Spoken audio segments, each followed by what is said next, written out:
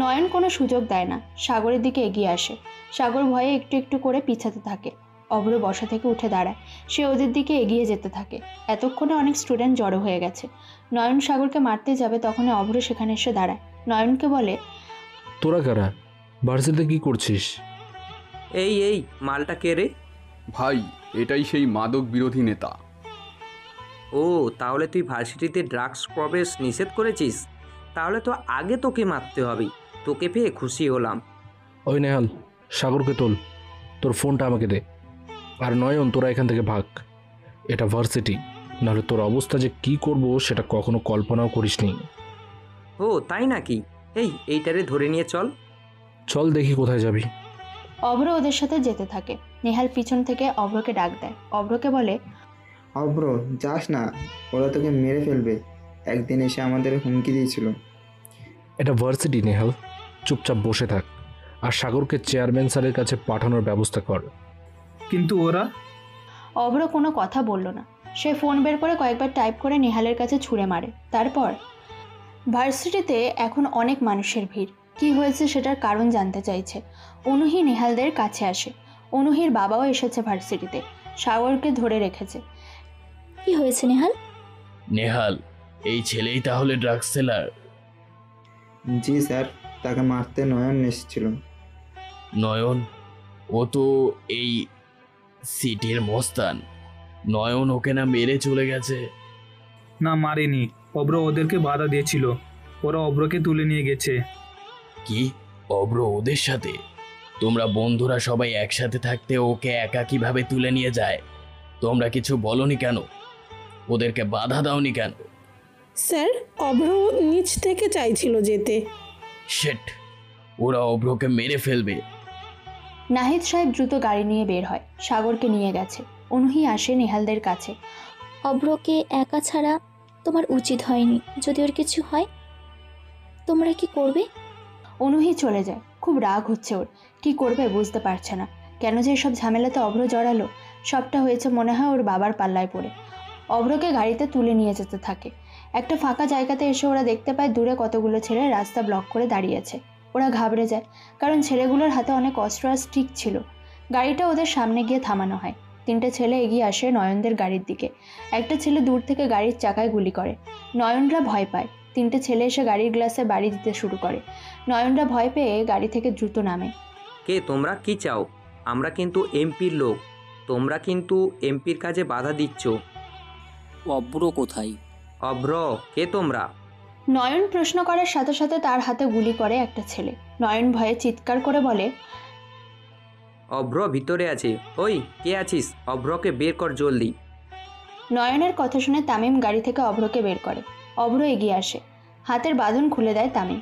নয়ন রাস্তার উপরে পড়ে আছে। অভ্র নয়নের কাছে যায়। নয়নের প্যান্টের পকেটে হাত দিয়ে সিগারেটের প্যাকেট বের করলো। সিগারেট জ্বালিয়ে জোরে টান দিতে দিতে নয়নের দিকে তাকায়। অভ্রের চাহনি দেখে নয়ন ভয় পায়। ইনোসেন্ট লাভার বয় ছেলেটার এমন রূপ দেখে নয়ন ঘাবড়ে যাচ্ছে। প্রচণ্ড ভয় নিয়ে বলল, তুই কে? এমন করে তাকাচ্ছিস কেন? আশিক। অভ্রের দিকে আশিক নামের একটা ছেলে বেসবল স্টিক এনে দেয়। অভ্র সেটা হাতে নিয়ে সিগারেটে এক টান দেয়। তারপর সিগারেট নিচে ফেলে পায়ের নিচে পিষে নয়নের দিকে তাকায়। অভ্র গম্ভীর গলাতে বলে, আমাকে নাকি মারার জন্য খুঁজছিলি? মারবি? কিরে, কথা বলিস না কেন? তুই কে? এরা কারা? আমি ভিন্নতার গভীরতায় হিংস্র দানব, যার ভেতরে কালো কয়লা পুড়ে ছাই না হয়ে হয়েছে অজস্র হিংস্রতা। আমি ফুল নয়, রক্ত ভালোবাসি। আমি জন্ম নয়, মরার কান্না শুনতে পছন্দ করি। আমার নিজেকে মৃত মানুষ মনে হয়। আমাকে বলতে পারিস উত্তপ্ত গরমে পুড়তে থাকা জীর্ণ শীর্ণ দেহ। তুই একটা সাইকো পাগল। ভাই, আমাকে ছেড়ে দে। তোর গোলাম হয়ে থাকবো। আমাকে দয়া করে ছেড়ে দে। তুই যে একটা সাইকো আমি বুঝতে পারিনি। পুরো উদ্মাতের মতো কথা বলছিস। অভ্র একটা বিকট হাসি দেয়। তারপর স্টিক নিয়ে নয়নের মাথায় পরপর 4 বার স্টিক দিয়ে বাড়ি দেয়। নয়ন সেখানেই মরে পড়ে থাকে। নয়নের সাথে আসা ছেলেগুলো ভয়ে অভ্রের পা জড়িয়ে ধরে। অভ্র হাসতে হাসতে আশিকের দিকে তাকিয়ে বলে, ওদের ব্যবস্থা কর, আমি গেলাম। অভ্রের বাবা আশরাফ আর নাহিদ সাহেব থানায় বসে আছে। থানার অফিসারকে বলে, অফিসার, আমার ছেলেকে সকালে রাজের ছেলেপুলেরা তুলে নিয়ে গেছে, সন্ধ্যা হয়ে আসছে। আমার ছেলের কোনো খবর নেই, তাকে খুঁজে বের করুন অফিসার। আপনার ছেলেকে যে এমপির ছেলে রাজের লোক তুলে নিয়ে গেছে সেটার কোনো প্রমাণ আছে? অবশ্যই আছে, ভার্সিটির সবাই দেখেছে। আপনি কেন এমন বলছেন? দেখেন, আপনাদের ছেলেকে যে তুলে নিয়ে গেছে তার নাম জানেন? নয়ন, পত্রিকাতে ওর ছবি বের হয়েছিল। সে শহরের মস্তান। কি? নয়ন তুলে নিয়ে গেছে? আপনারা বাড়ি যান, আমি এ ব্যাপারে কিছু করতে পারবো না, সরি। পুলিশের কথা শুনে আশরাফ আর নাহিদ সাহেব হতাশ হয়ে যায়। কী বা করবে? নয়ন তো ভালো না। পুলিশ যদি ওর ব্যাপারে নাক গলে তাহলে পুলিশকে লাশ হয়ে থাকতে হবে। ওনারা দুজন বাড়িতে ফেরে, ততক্ষণে রাত হয়ে গেছে। অনুহি পায়চারি করছিল। কলিং বেল বাজে, ভাবে অভ্র এসছে। দৌড়ে দরজা খুলে দিয়ে দেখতে পায় তার বাবা আর আশরাফ সাহেব এসেছে। দুজন ভিতরে আসতেই অনুহি তার বাবাকে প্রশ্ন করলো, বাবা, অভ্রের কোনো খোঁজ পেলে? সে কোথায়? সকালে এসব হয়েছে, সারাদিন বাসাতে আসেনি, কোনো খোঁজ খবরও নেই। অভ্রকে পেলে? কোথায় সে? না রে মা, এখনো অভ্রকে পেলাম না। খুঁজেছি অনেক জায়গায়, কিন্তু কোথাও নেই। থানাতে যেতে পারতে। থানা থেকে আসছি, পুলিশ কিছু করতে পারবে না বলেছে। তার মানে অভ্রকে খুঁজে পাবো না? আমার ছেলের যদি কিছু হয়। মা, বাজে কথা বলবেন না তো, অভ্র ঠিকই ফিরে আসবে। সন্ধ্যা রাত পেরিয়ে রাত 11টা বাজে। কলিং বেলের শব্দ শোনা যায়। সবাই ড্রয়িং রুমে বসেছিল। কণা বেগম গিয়ে দরজা খোলে। দরজার ওপাশে অভ্রকে দেখতে পান তিনি। অভ্রকে দেখে জড়িয়ে ধরে চিৎকার করে কান্না করলো। অভ্র কণাকে নিয়ে ভিতরে আসে। সবাই অভ্রকে দেখে দৌড়ে আসে। অভ্র, ঠিক আছিস? কিছু হয়নি তো তোর? কোথায় ছিলি সারাদিন? বলছি, একটু তোমরা সরো, আমার নিঃশ্বাস নিতে কষ্ট হচ্ছে। আচ্ছা, আয় বস, পানি দাও কেউ। অভ্র সোফাতে গিয়ে বসে।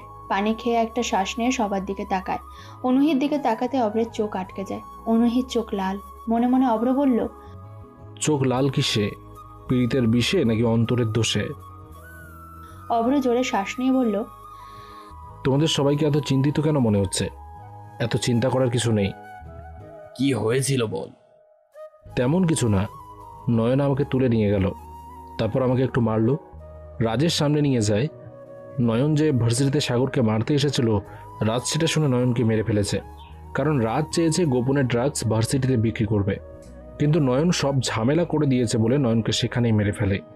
আমাকে বলে, তোকে আজ মারবো না, ভয় পাওয়ালাম।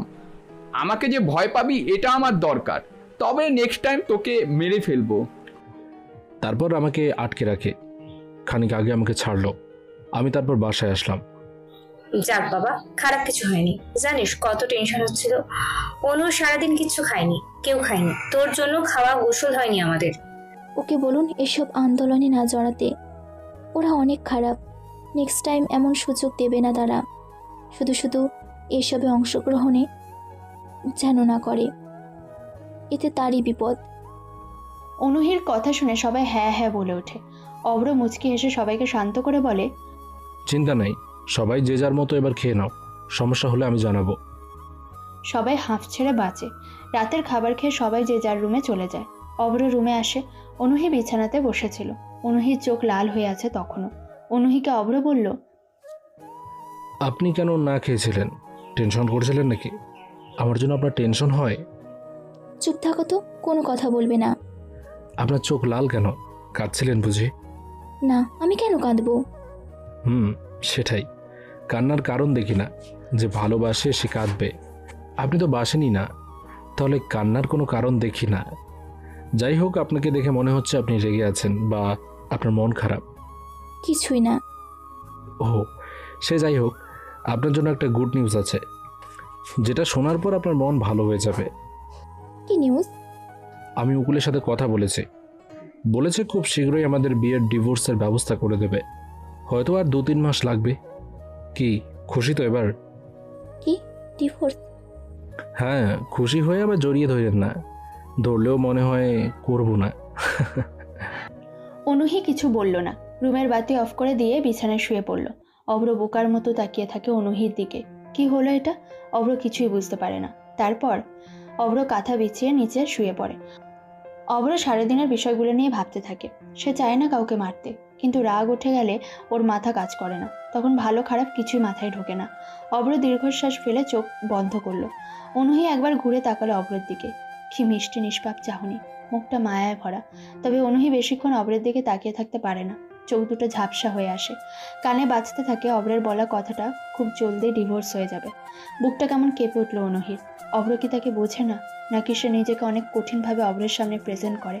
কথাগুলো ভাবতে ভাবতে অনুহি ঘুমিয়ে পড়ে। সকাল হয়, খাবার টেবিলে সবাই বসা। অভ্র নিজের মতো খেয়ে ভার্সিটিতে যাবে বলে বাড়ি থেকে বের হয়। বাড়ির সামনে অভ্র দাঁড়িয়ে আছে। অনুহি আসলো, অভ্রকে বলে, আসো গাড়িতে, একসাথেই যাই। ভার্সিটির কেউ জানে না আপনার সাথে আমার বিয়ে হয়েছে। আশা করি বুঝতে পারছেন আমি কেন বললাম। তাহলে কিভাবে যাবে? সেসব নিয়ে আপনার ভাবার প্রয়োজন নেই। ধন্যবাদ অফারের জন্য। রিক্সা চলে আসছে, চলে যেতে পারবো। অভ্র কেমন কঠিন করে কথা বলছে। অভ্রের এমন কঠিন ভাব অনুহির একদমই ভালো লাগছে না। অভ্রের বাচ্চা মেয়ে জ্বালাতন ছোটদের মতো আচরণ ভালো। বোকাশোকা অভ্রকেই অনুহি বেশি পছন্দ করে। অনুহি চলে যায় গাড়ি নিয়ে। মাঝপথে গাড়িটা ডিস্টার্ব করে। অভ্র চলে এসেছে ভার্সিটিতে। বন্ধুদের কাছে এসে বসলো। অভ্রকে পেয়ে বন্ধুরা অনেক খুশি। কালকে কি হয়েছে সব কিছু শুনতে থাকে। অভ্র তার মতো করে সব কিছু বুঝিয়ে বলে। বসে বসে আড্ডা দিচ্ছে ওরা। হঠাৎ সিয়াম বলে, দোস্ত তন্নি আসছে আবার। তিন্নি ওদের কাছে আসলো। সবাইকে বলে, হাই, কেমন আছো সবাই? ভালো, তুমি? ভালো। কি ব্যাপার অভ্র, তোমার মন খারাপ মনে হচ্ছে? কই, কিছু হয়নি তো।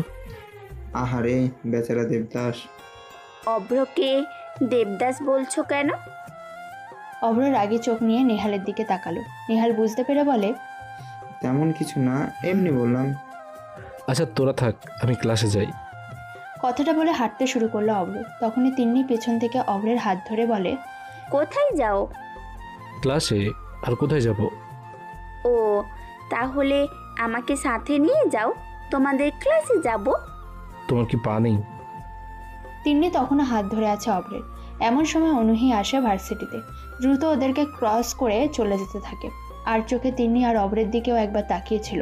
না দেখার ভান করে চলে যায় সেখান থেকে। আচ্ছা অভ্র, তোর কি হয়েছে বলতো? তোকে মনে হচ্ছে মন খারাপ করে আসছিস।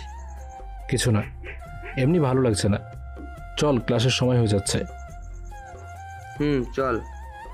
ওরা আর কেউ কিছু না বলে ক্লাসে চলে আসলো। ক্লাসে এসে অভ্র আর নেহাল বসলো শেষের দিকে। অনুহির আজকে প্রথম ক্লাস নেই। তবে প্রথম ক্লাস শেষ হওয়ার 1 মিনিট পর অনুহি ক্লাসে প্রবেশ করলো। সবাই সালাম দিল। অনুহি প্রতিদিনের মতো ক্লাস শুরু করলো। অভ্র আজকে সরাসরি অনুহিকে দেখছে না, তবে লুকিয়ে সবার চোখ আড়াল করে অনুহিকে দেখছে। তবে অনুহি সেটা টের পায়। অভ্র এবার সরাসরি অনুহিকে দেখছে। মনে মনে অনুহিকে দেখছে আর বলছে, আহ, কি সুন্দর করে পড়াচ্ছে আমার বউটা। মন চাচ্ছে এভাবে তাকিয়ে থাকি সারাটা সময়। অনুহি তাকায় অভ্রের দিকে। পড়া বাদ দিয়ে অনুহির দিকে এভাবে তাকিয়ে থাকতে দেখে অনুহি একটু বিরক্ত হয়। অভ্রের দিকে রাগীভাবে তাকাচ্ছে। নেহালও বুঝতে পারে অনুহি অভ্রের দিকে তাকাচ্ছে রাগী চোখে। নেহাল জানে অভ্র অনুহিকে দেখছে, এই জন্য আঙুল দিয়ে খোঁচা দিয়ে অভ্রকে বলে, ভাই তাকিয়ে থেকে কোনো লাভ নাই। ম্যাম এখন অন্য কারো হয়ে গেছে। তোমার জিনিস আর তোমার নাই গো। তুই তোর কাজ কর, আমাকে আমার কাজ করতে দে। আর লাভ ক্ষতি দিয়ে আমি কি করব? আমি ম্যামকে দেখবো, মানে দেখতেই থাকবো।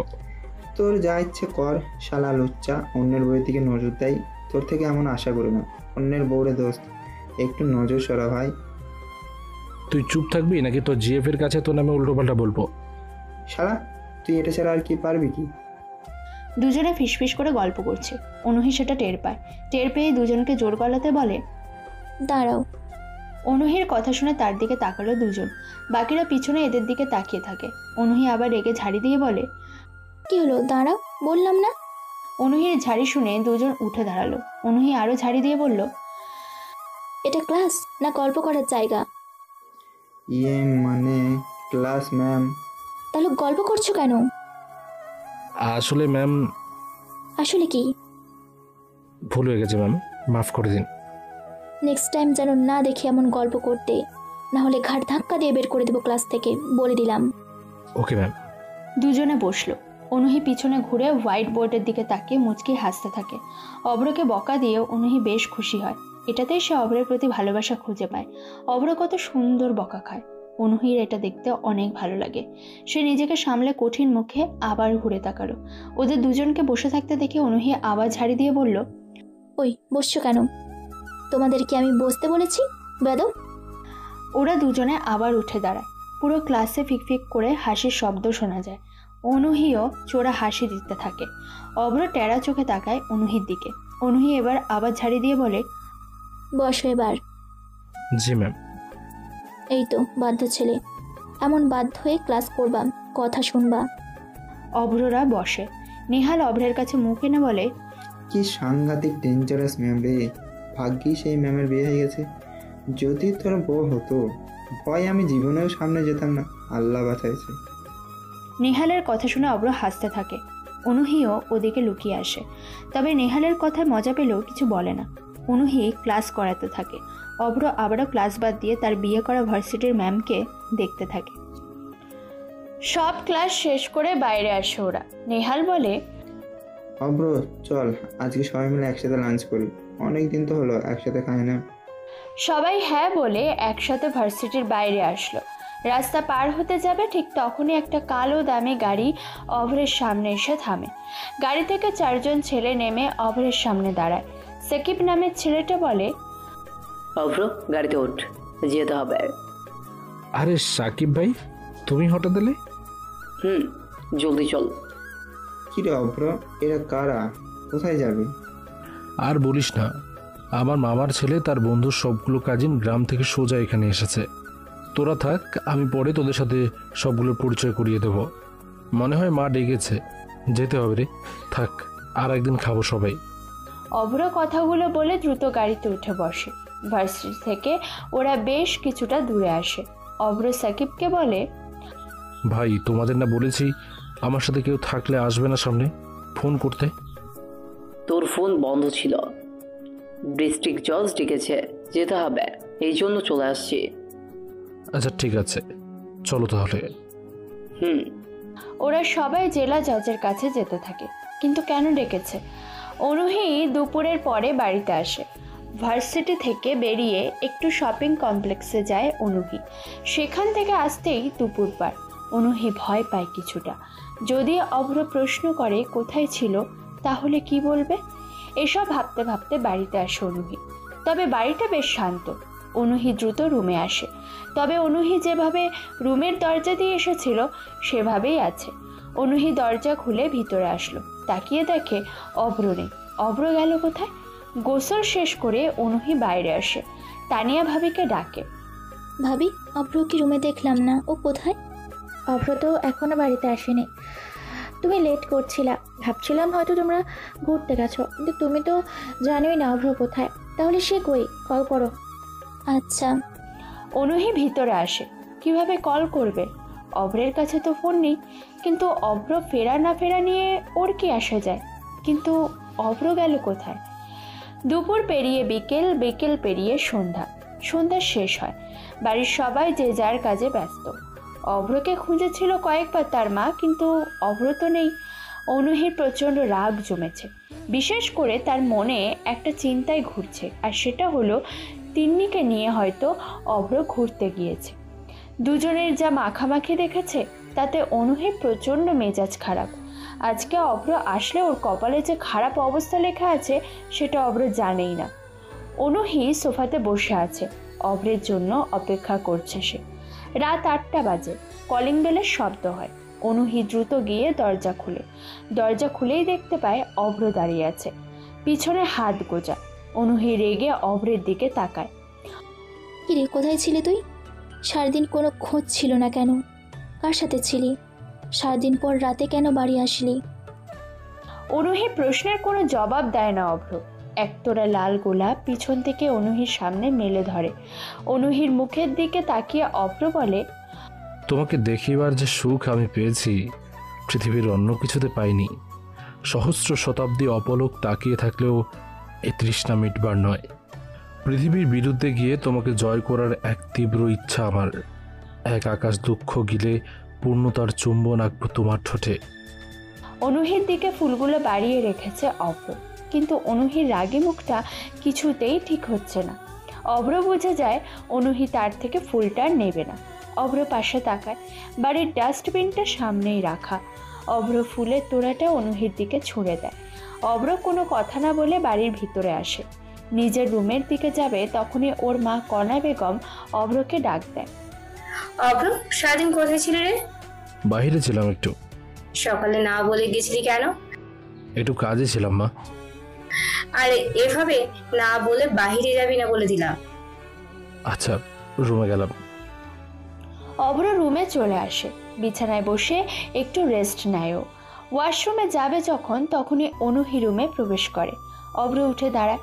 অনুহি সোজা অভ্রের সামনে এসে দাঁড়ায়। অভ্রকে বলে, কি সমস্যা?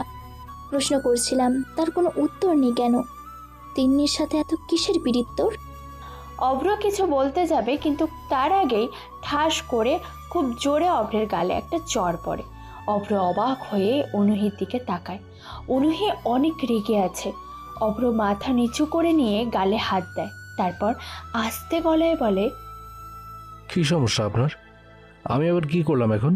মারলেন কেন? সবসময় কি টিচারগিরি দেখাতে হবে? চুপ কর বজ্জাত ছেলে। এতক্ষণ কোথায় ছিলি? আর তোর ভার্সিটি কখন শেষ হয়েছে? বাড়িতে কেন আসিসনি? কার সাথে ছিলি? কেন রাত করে বাড়িতে আসবি? জানিস না তোর জন্য টেনশন হয় বাড়ির মানুষের? অভ্র চুপ, কোনো কথা বলছে না। রাগ লাগছে ওর, কারণ অভ্র এতদিনে যা ইচ্ছে করেছে কিন্তু কাউকে এত কিছু বলেনি। এটা প্রথম, এই জন্য বিরক্ত হচ্ছে। অবশ্য বিরক্ত হওয়ার পিছনে কারণ হলো অনুহি তো তাকে পছন্দ করে না। অভ্রকে তো হাজবেন্ড হিসেবে মেনে নেয়নি, বরং বিয়ের দিন থেকেই অনুহি অভ্রকে তার উপর অধিকার দেখাতে বারণ করেছে। তাহলে এত কৈফিয়ত কেন দেবে অভ্র? কেন সে নিজের মতো করে চলবে না? অভ্র কথা বলছে না দেখে আরেকটা চড় দিয়ে অনুহি বলল, কথা বলিস না কেন? আর ওই তিন্নির সাথে কি? হ্যাঁ, খুব ঘেঁষি করে কথা বলছিলি কেন? হাত ধরছিলি কেন তোরা? খুব শখ মেয়েদের হাত ধরে কথা বলার, তাই না? তাতে কি? আপনার কি সমস্যা? আর তিন্নি আমাকে ভালোবাসে, অনেক আগে প্রপোজ করেছিল। ও। অভ্র আর কোনো কথা বলল না। সে সোজা গিয়ে ওয়াশরুমের দরজা আটকে শাওয়ার ছেড়ে দেয়। আজকে সারাদিন কি করেছে জজের সাথে সেসব কিছু ভাবতে থাকে অভ্র। অভ্র যে একটা পাগলাটে সাইকো ছেলে, রেগে গেলে সে নিজেকে কন্ট্রোল করতে পারে না, কিন্তু বাড়িতে সে একটা দুষ্টু বাচ্চা টাইপ একটা ছেলে। তারপর সন্ধ্যার পর ছাদে দাঁড়িয়ে আছে অভ্র। কিছু ভালো লাগছে না। অনুহির কথা ঘুরছে মাথায়। অনুহি অভ্রের সাথে এমন কেন করছে? অভ্র তো তেমন কিছুই করে না অনুহির সাথে। অনুহিকে তো খুব যে জ্বালায় তাও না। আর যার সাথে ইচ্ছে অভ্র কথা বলবে তাতে অনুহির কি? অকারণে চড় খায় অভ্র। এভাবে চলতে থাকলে তো তাকেই খুঁজে পাওয়া যাবে না। কিন্তু কিভাবে অনুহিকে তার বশে আনা যাবে, এসবই ভাবছে অভ্র। অভ্রকে ছাদে যেতে দেখেছিল অনুহি, কিন্তু কিছু বলেনি। অভ্রের কথাগুলো ওর কানে বাজছে। তাই তো অভ্র যা ইচ্ছে করবে তাতে ওর কি? সে তো নিজেই সব অভ্রকে তার প্রতি সব ধরনের অধিকার থেকে সরিয়ে দিয়েছে। তাহলে অভ্র যা খুশি করবে তাতে ওর কি? অনুহি রুমে বসে এসব ভাবছে আর রাগও হচ্ছে, কিন্তু কেন রাগ হচ্ছে অনুহি তা বুঝতে পারে না। অভ্র ছাদে দাঁড়িয়ে অনুহির সব কিছু ভাবছে। হঠাৎ কারো ধাক্কায় অভ্রের ভাবনার জগতে ছেদ ঘটল। তাকিয়ে দেখে তানিয়া ভাবি এসেছে। ওহ ভাবি, তুমি কখন এলে? সে কখন থেকে ডাকছে, এত আনমনা হয় কি ভাবছো? কিছু না ভাবি, তুমি কখন আসলে? বুঝছো, তুমি কেমন যেন চেঞ্জ হয়ে গেছো বিয়ে হওয়ার পর থেকে। ঠিক মতো কথা বলো না, বাড়িতে থাকবো না, কি হয়েছে? কই না তো, কোনো চেঞ্জ হয়নি আমি। কি যে বলো তুমি। নো কি হয়েছে বলো তো? কিছু তো একটা হয়েছে যেটা তুমি বলতে চাচ্ছ না, তাই না? আরে না, এমন কিছু হয়নি। অনুহির সাথে কি হয়েছে? মেয়েটা অনেক ভালো। তুমি বাড়িতে ছিলে না, দুপুরে না খেয়ে তোমার জন্য বসেছিল। তাহলে এমন মেয়ের সাথে ঝগড়া তো হবে না। তাহলে একা একা থাকো কেন? এমন কিছুই না। আচ্ছা বলো, আমাদের বাসায় নতুন সদস্য কবে আসবে বলো তো? সদস্যা? কে সে? আমি কবে আঙ্কেল ডাক শুনবো? আরে যাও, কি যে বলো। ওরে আমার লজ্জাবতী ভাবি রে, বলো কবে কাকু ডাক শুনবো? দেখা যাক। আর তুমি সকালে কাউকে না বলে কোথায় গেছিলে? কাজ ছিল, তাই যেতে হয়েছিল। কি এমন কাজ ছিল যে না বলে যেতে হয়েছে? আরে ছিল একটা পার্সোনাল কাজ। ও আচ্ছা, চলো নিচে যাই। অনুহি না খেয়ে বসে আছে, ডিনার করবা? চলো। ছাদ থেকে চলে আসে দুজন। অনুহিকে খাবার টেবিলে ডাকা হয়, সবাই একসাথে খেতে বসলো। অনুহি রাগি রাগি চোখে অভ্রের দিকে তাকাচ্ছে। অভ্র কিছু না বলে চুপচাপ খাবার খেয়ে নেয়। খাবার শেষ করে অভ্র রুমে আসে, বিছানায় পা ঝুরিয়ে বসে থাকে। কিছু সময় পর অনুহিও রুমে আসে। রুমে এসে সোজা ড্রেসিং টেবিলের সামনে আসে অনুহি। নিজের পার্সোনাল ব্যাগ থেকে একটা ফোন বের করে অভ্রের কাছে এসে সেটা বাড়িয়ে দিয়ে বলে, এই নে তোর ফোন। আমার জন্য তোর ফোনটা ভেঙে গেছে, তাই দিলাম। অভ্রর ফোনের থেকে আইফোন 13 প্রো ফোনটা বেশি দামি। তবে অভ্র বলল, আমি নেব না ফোন, আমি নিজে কিনতাম, কিন্তু এখন প্রয়োজন নেই, তাই কিনছে না। ঢং করবি না, করিস না কিছু। তুই ফোন কিনবি মানে টাকা কোথায় পাবি? আমার কাছে টাকা আছে, জমানো টাকা। এত দামি ফোনের দরকার নেই, লাগবে না। জমাইছিস নাকি পার্ট টাইম ট্যাক্সি চালিয়ে সেই টাকা দিয়ে কিনবি? তাতে কি, তবু তো নিজের টাকার জিনিস, সৎভাবে আয়। তোকে নিতে বলছি না, বেশি রাগ উঠাবি না বলে দিলাম। জলদি ফোনটা ধর, না হলে এটাকেও আছাড় দিয়ে দেব কিন্তু। ভয়ে ভয়ে অভ্র ফোনটা নিয়ে নিল, না হলে কখন যে অনুহি কি করে বসে কে জানে। ফোনে সিম কার্ড লাগিয়ে ওপেন করলো। ফোনটা বেশ সুন্দর। অভ্র ফোন ঘাটাঘাটি করছিল। অনুহি বলে, ফোনটা বাদ দিয়ে পড়তে বস, সামনে এক্সাম। নতুন ফোন, একটু দেখি কি কি আছে। তাছাড়া আমার ভার্সিটিতে চাকরি করা বউ নতুন ফোন কিনে দিয়েছে, একটু না টিপলে হয়? তোকে পড়তে বসতে বলেছি না? সবসময় এভাবে ধমক দেন কেন? একটু ভালোবেসে সুন্দর করে আদর দিয়ে বলতে পারেন না? তুই যে ছেলে, তোকে ভালোভাবে বললে মাথায় উঠে নাচবি, সেটা হবে না। আপনার এই ছোট মাথার ওপর কেমন করে নাচবো? তাছাড়া আমি উঠবই বা কেমন করে? এই যে শুরু হয়ে গেল, ফাজলামি করিস। তাহলে কি রোমান্স করব? অভ্রের কথা শুনে অনুহি ঠাস করে একটা চড় লাগিয়ে দেয় অভ্রের গালে। অভ্র গালে হাত দিয়ে চুপচাপ দাঁড়িয়ে আছে, তবে অভ্র মজা পাচ্ছে। অনুহিকে রাগানোর জন্য সে প্রস্তুত। অনুহি রেগে বলে, তোকে পড়তে বসতে বলেছি না? আপনার হাতটা কি নরম, আর একটা আলতো করে চড় দেন তো, ভালোই লাগছে। তোকে তো আমি। কথাটা অনুহি শেষ করতেই অভ্র অনুহির একদম কাছে চলে আসে। অনুহি কিছুটা ভ্যাবাচাকা খেয়ে পিছিয়ে যায়। অভ্রের মুখে শয়তানির হাসি। অভ্র সাহস নিয়ে বলে, আমাকে কি থামলেন কেন বলেন? তুই সরে দাঁড়াবি, না হলে? হ্যাঁ, না হলে আমাকে কি বলেন? দেখাচ্ছি, দাঁড়া।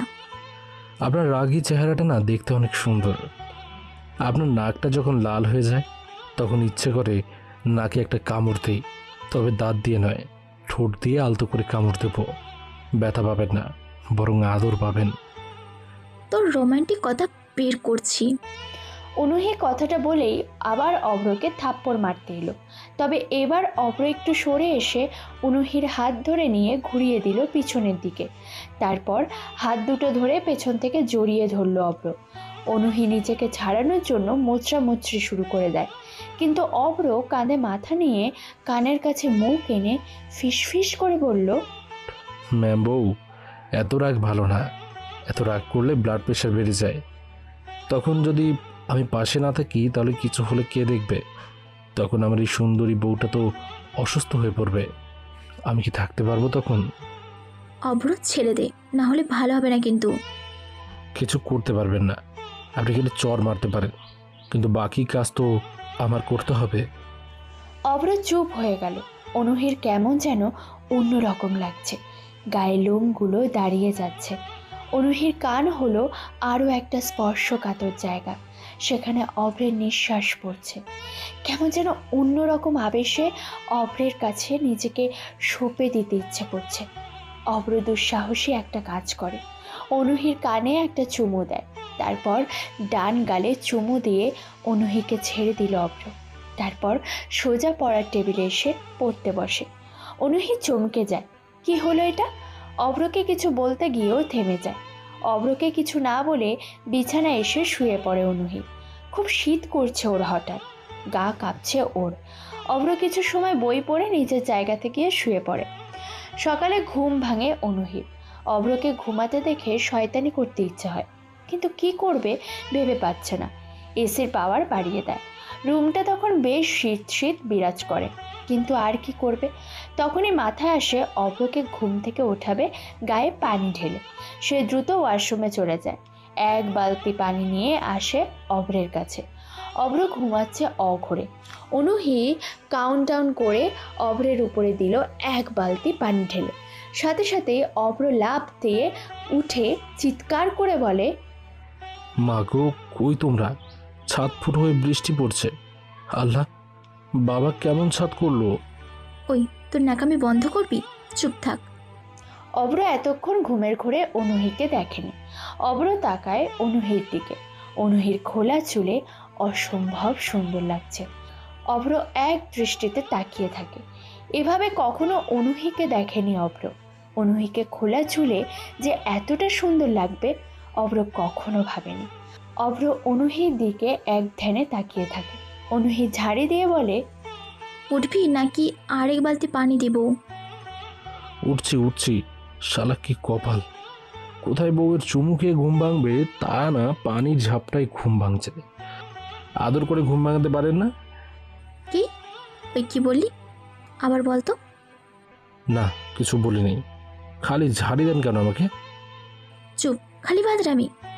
বেশি কথা বলিস, তাড়াতাড়ি উঠে ফ্রেশ হয়ে আয়, নাহলে তোর কপালে দুঃখ আছে। ও শাশুড়ি মা, তুমি এ কেমন মেয়ে জন্ম দিয়েছ? একটু যদি তেলে বেগুনে জ্বলে ওঠে, আল্লাহ আমার যে কি হবে। ওই আবার এই বিড়বিড় করে কি বলছিস? তোকে আমি কিছু না। উফ, জাদরের মেয়ে। অভ্র আর দাঁড়ায় না, কথাটা বলে দৌড়ে চলে যায় ওয়াশরুমে। দ্রুত গোসল করে বাইরে আসে। ততক্ষণে বাড়ির সবাই খাবার টেবিলে বসা।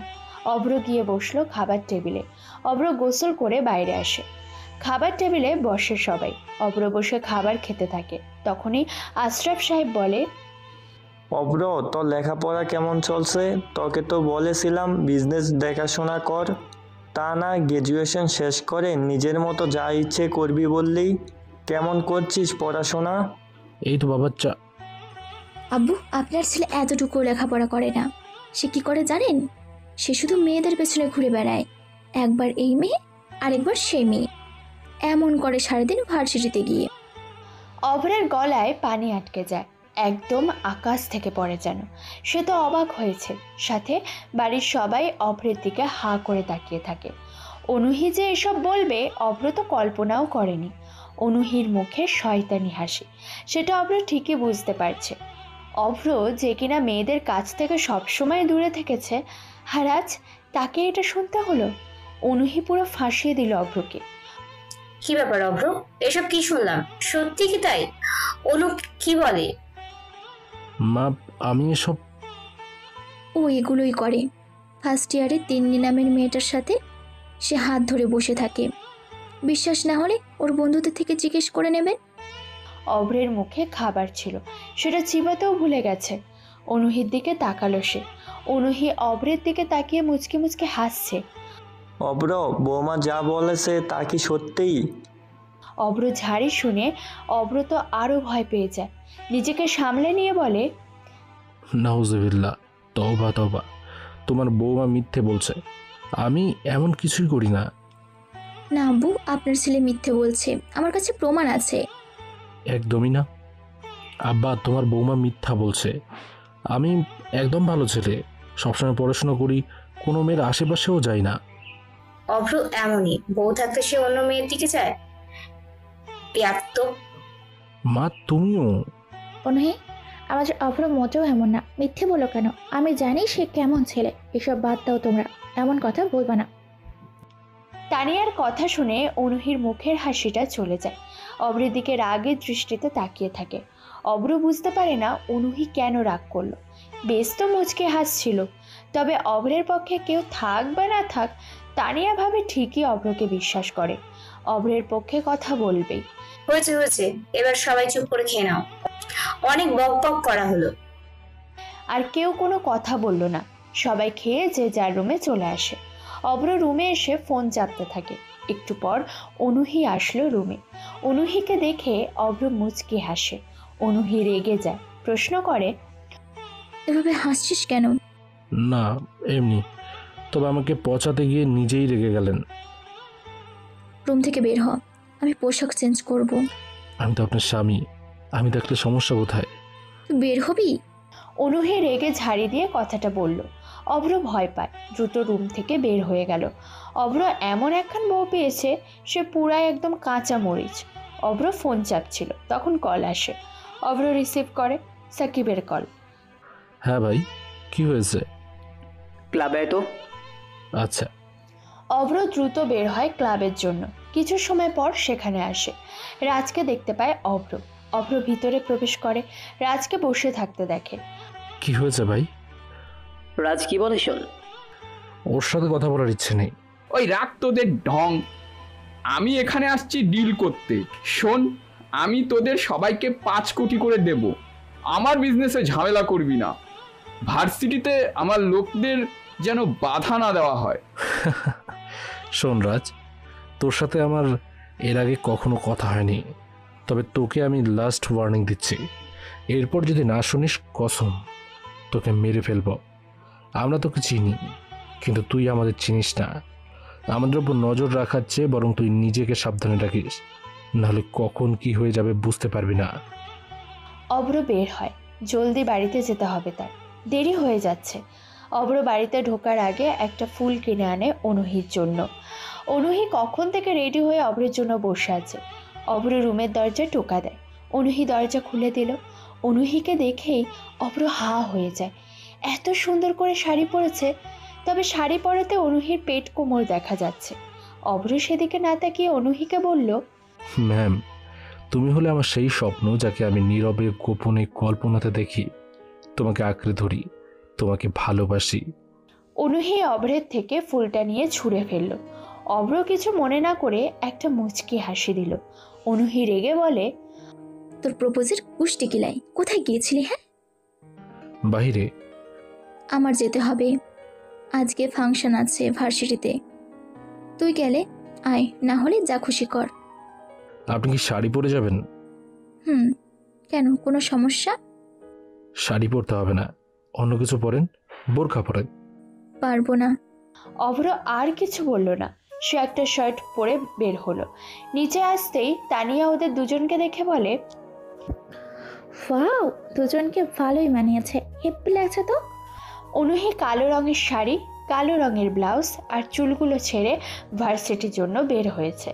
তাকে দেখতে যে খারাপ লাগছে এমন না, অনুহিকে দেখতে বেশ ভালো লাগছে, কিন্তু শরীরের অনেক অংশই দেখা যাচ্ছে, যার জন্য অভ্র অনুহিকে বারণ করেছিল। কিন্তু অনুহি তো নিজের কথা ছাড়া কারো কথাই শোনে না। আর এসব দেখেই অভ্রের অনেক খারাপ লাগে, সাথে রাগও হয়। অভ্রের ভালো লাগা খারাপ লাগাতে তো অনুহির কোনো আসা যায় না। বাসার বাইরে আসে, অভ্র তার বাইক বের করলো। ম্যাম যাবেন? না, আমি গাড়িতে যাব, আমার গাড়ি আছে।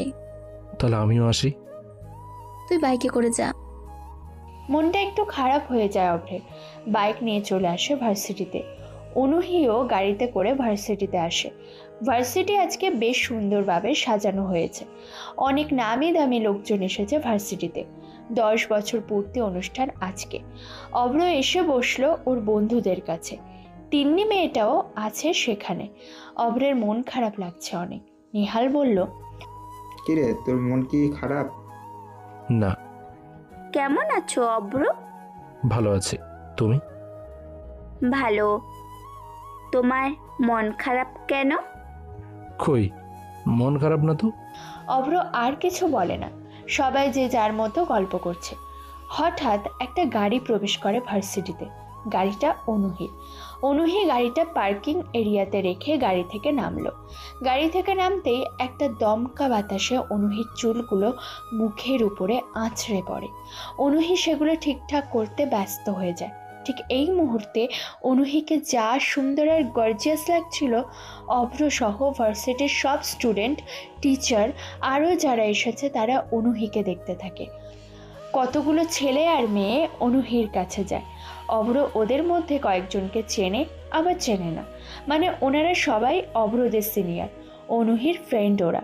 অনুহির কাছে গিয়ে রাকিব ছেলেটা অনুহির চুলে হাত দিয়ে টেনে বলে, কিরে দোষ, আজকে তো তোকে মারাত্মক সুন্দর লাগছে, কেমনে কি বলতো? আহ, চুলে হাত দিস কেন? লাগছে তো, ছাড়।